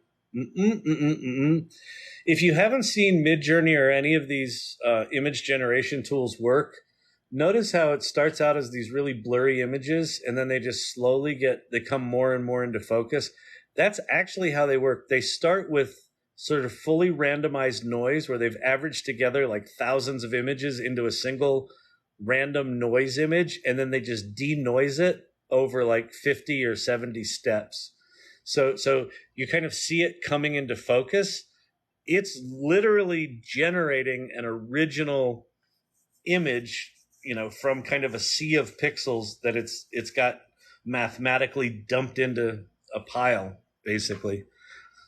Like it's almost like the more you understand about how these things work, the more remarkable it is what the output is. Like it's astounding to me that somebody figured out how to make these machines do what they do. Okay, so let's pick. I like the rust on that one, but I think this one's the coolest one. So 4 is the coolest one. Okay, so now I'm going to say upscale 4. So this happens really, really quick. So there's my upscaled image. Now, it's really tight on the car here, and I don't really see a lot of the factory. It would be kind of cool to see more of the factory. So you now have these new options. Zoom out 2x, zoom out 1.5x, custom zoom where you can change the aspect ratio and make square.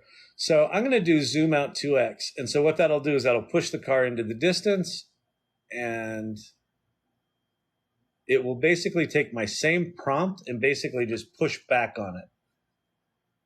And I think it gives us 4 different options. And we'll do another thing. So that's zoom out with no custom options, but I can also do a custom zoom. So I'm going to put, let's make this, we'll change the aspect ratio. So I'll go 2:1. So I'm going to make it really wide. 2:1. We'll do zoom 2. We'll leave the prompt the same. I'll just change the aspect ratio and see if that does anything different. And so now this is at 46%, but you can see we see a lot more of the factory around each of the cars here. We can see like like here we just see a little bit of the reflection of just the tire. And now we see the reflection of the whole car. This one, it looks like it added another car in here.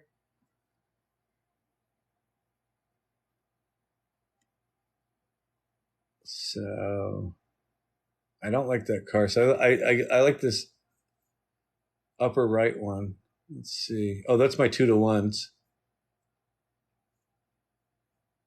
Okay, so we're going to do, wait, where did they go? Oh, here we go. So I'm going to upscale that one.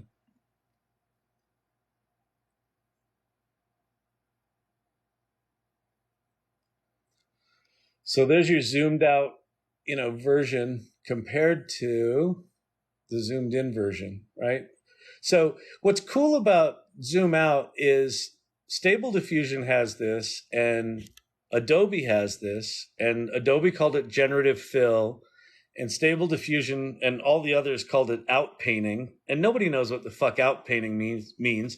Generative fill makes sense within the Adobe tool suite because photographer, people using Photoshop know what fill is and smart fill and things like that. So that makes sense. But zoom out is like it's the perfect name for it, right? Because you were zoomed in, right? You were here, and you're like, I'd just like to zoom out and see more of that picture. Well, there you go. That's it. How fucking insane is that? I mean, come on. Holy shit. Tell me this isn't magic. Tell me it's not magic. I don't care how cynical you are. Like, I took a stupid prompt. It generated that crazy ass hybrid muscle car, which is kind of cool. Put it in a factory, and then I just said zoom out, and it zoomed out, and it filled in all that shit. How does it know to do that? I don't know. Because some mathematicians and neural network geeks figured that shit out, and we get to play with it. We get to play with it. All right, listen. I know I didn't answer a lot of questions. The fact that there are so many of you here is really remarkable. So thank you all for hanging out with me for however long it's been. I'm sorry for fucking up your Sunday night.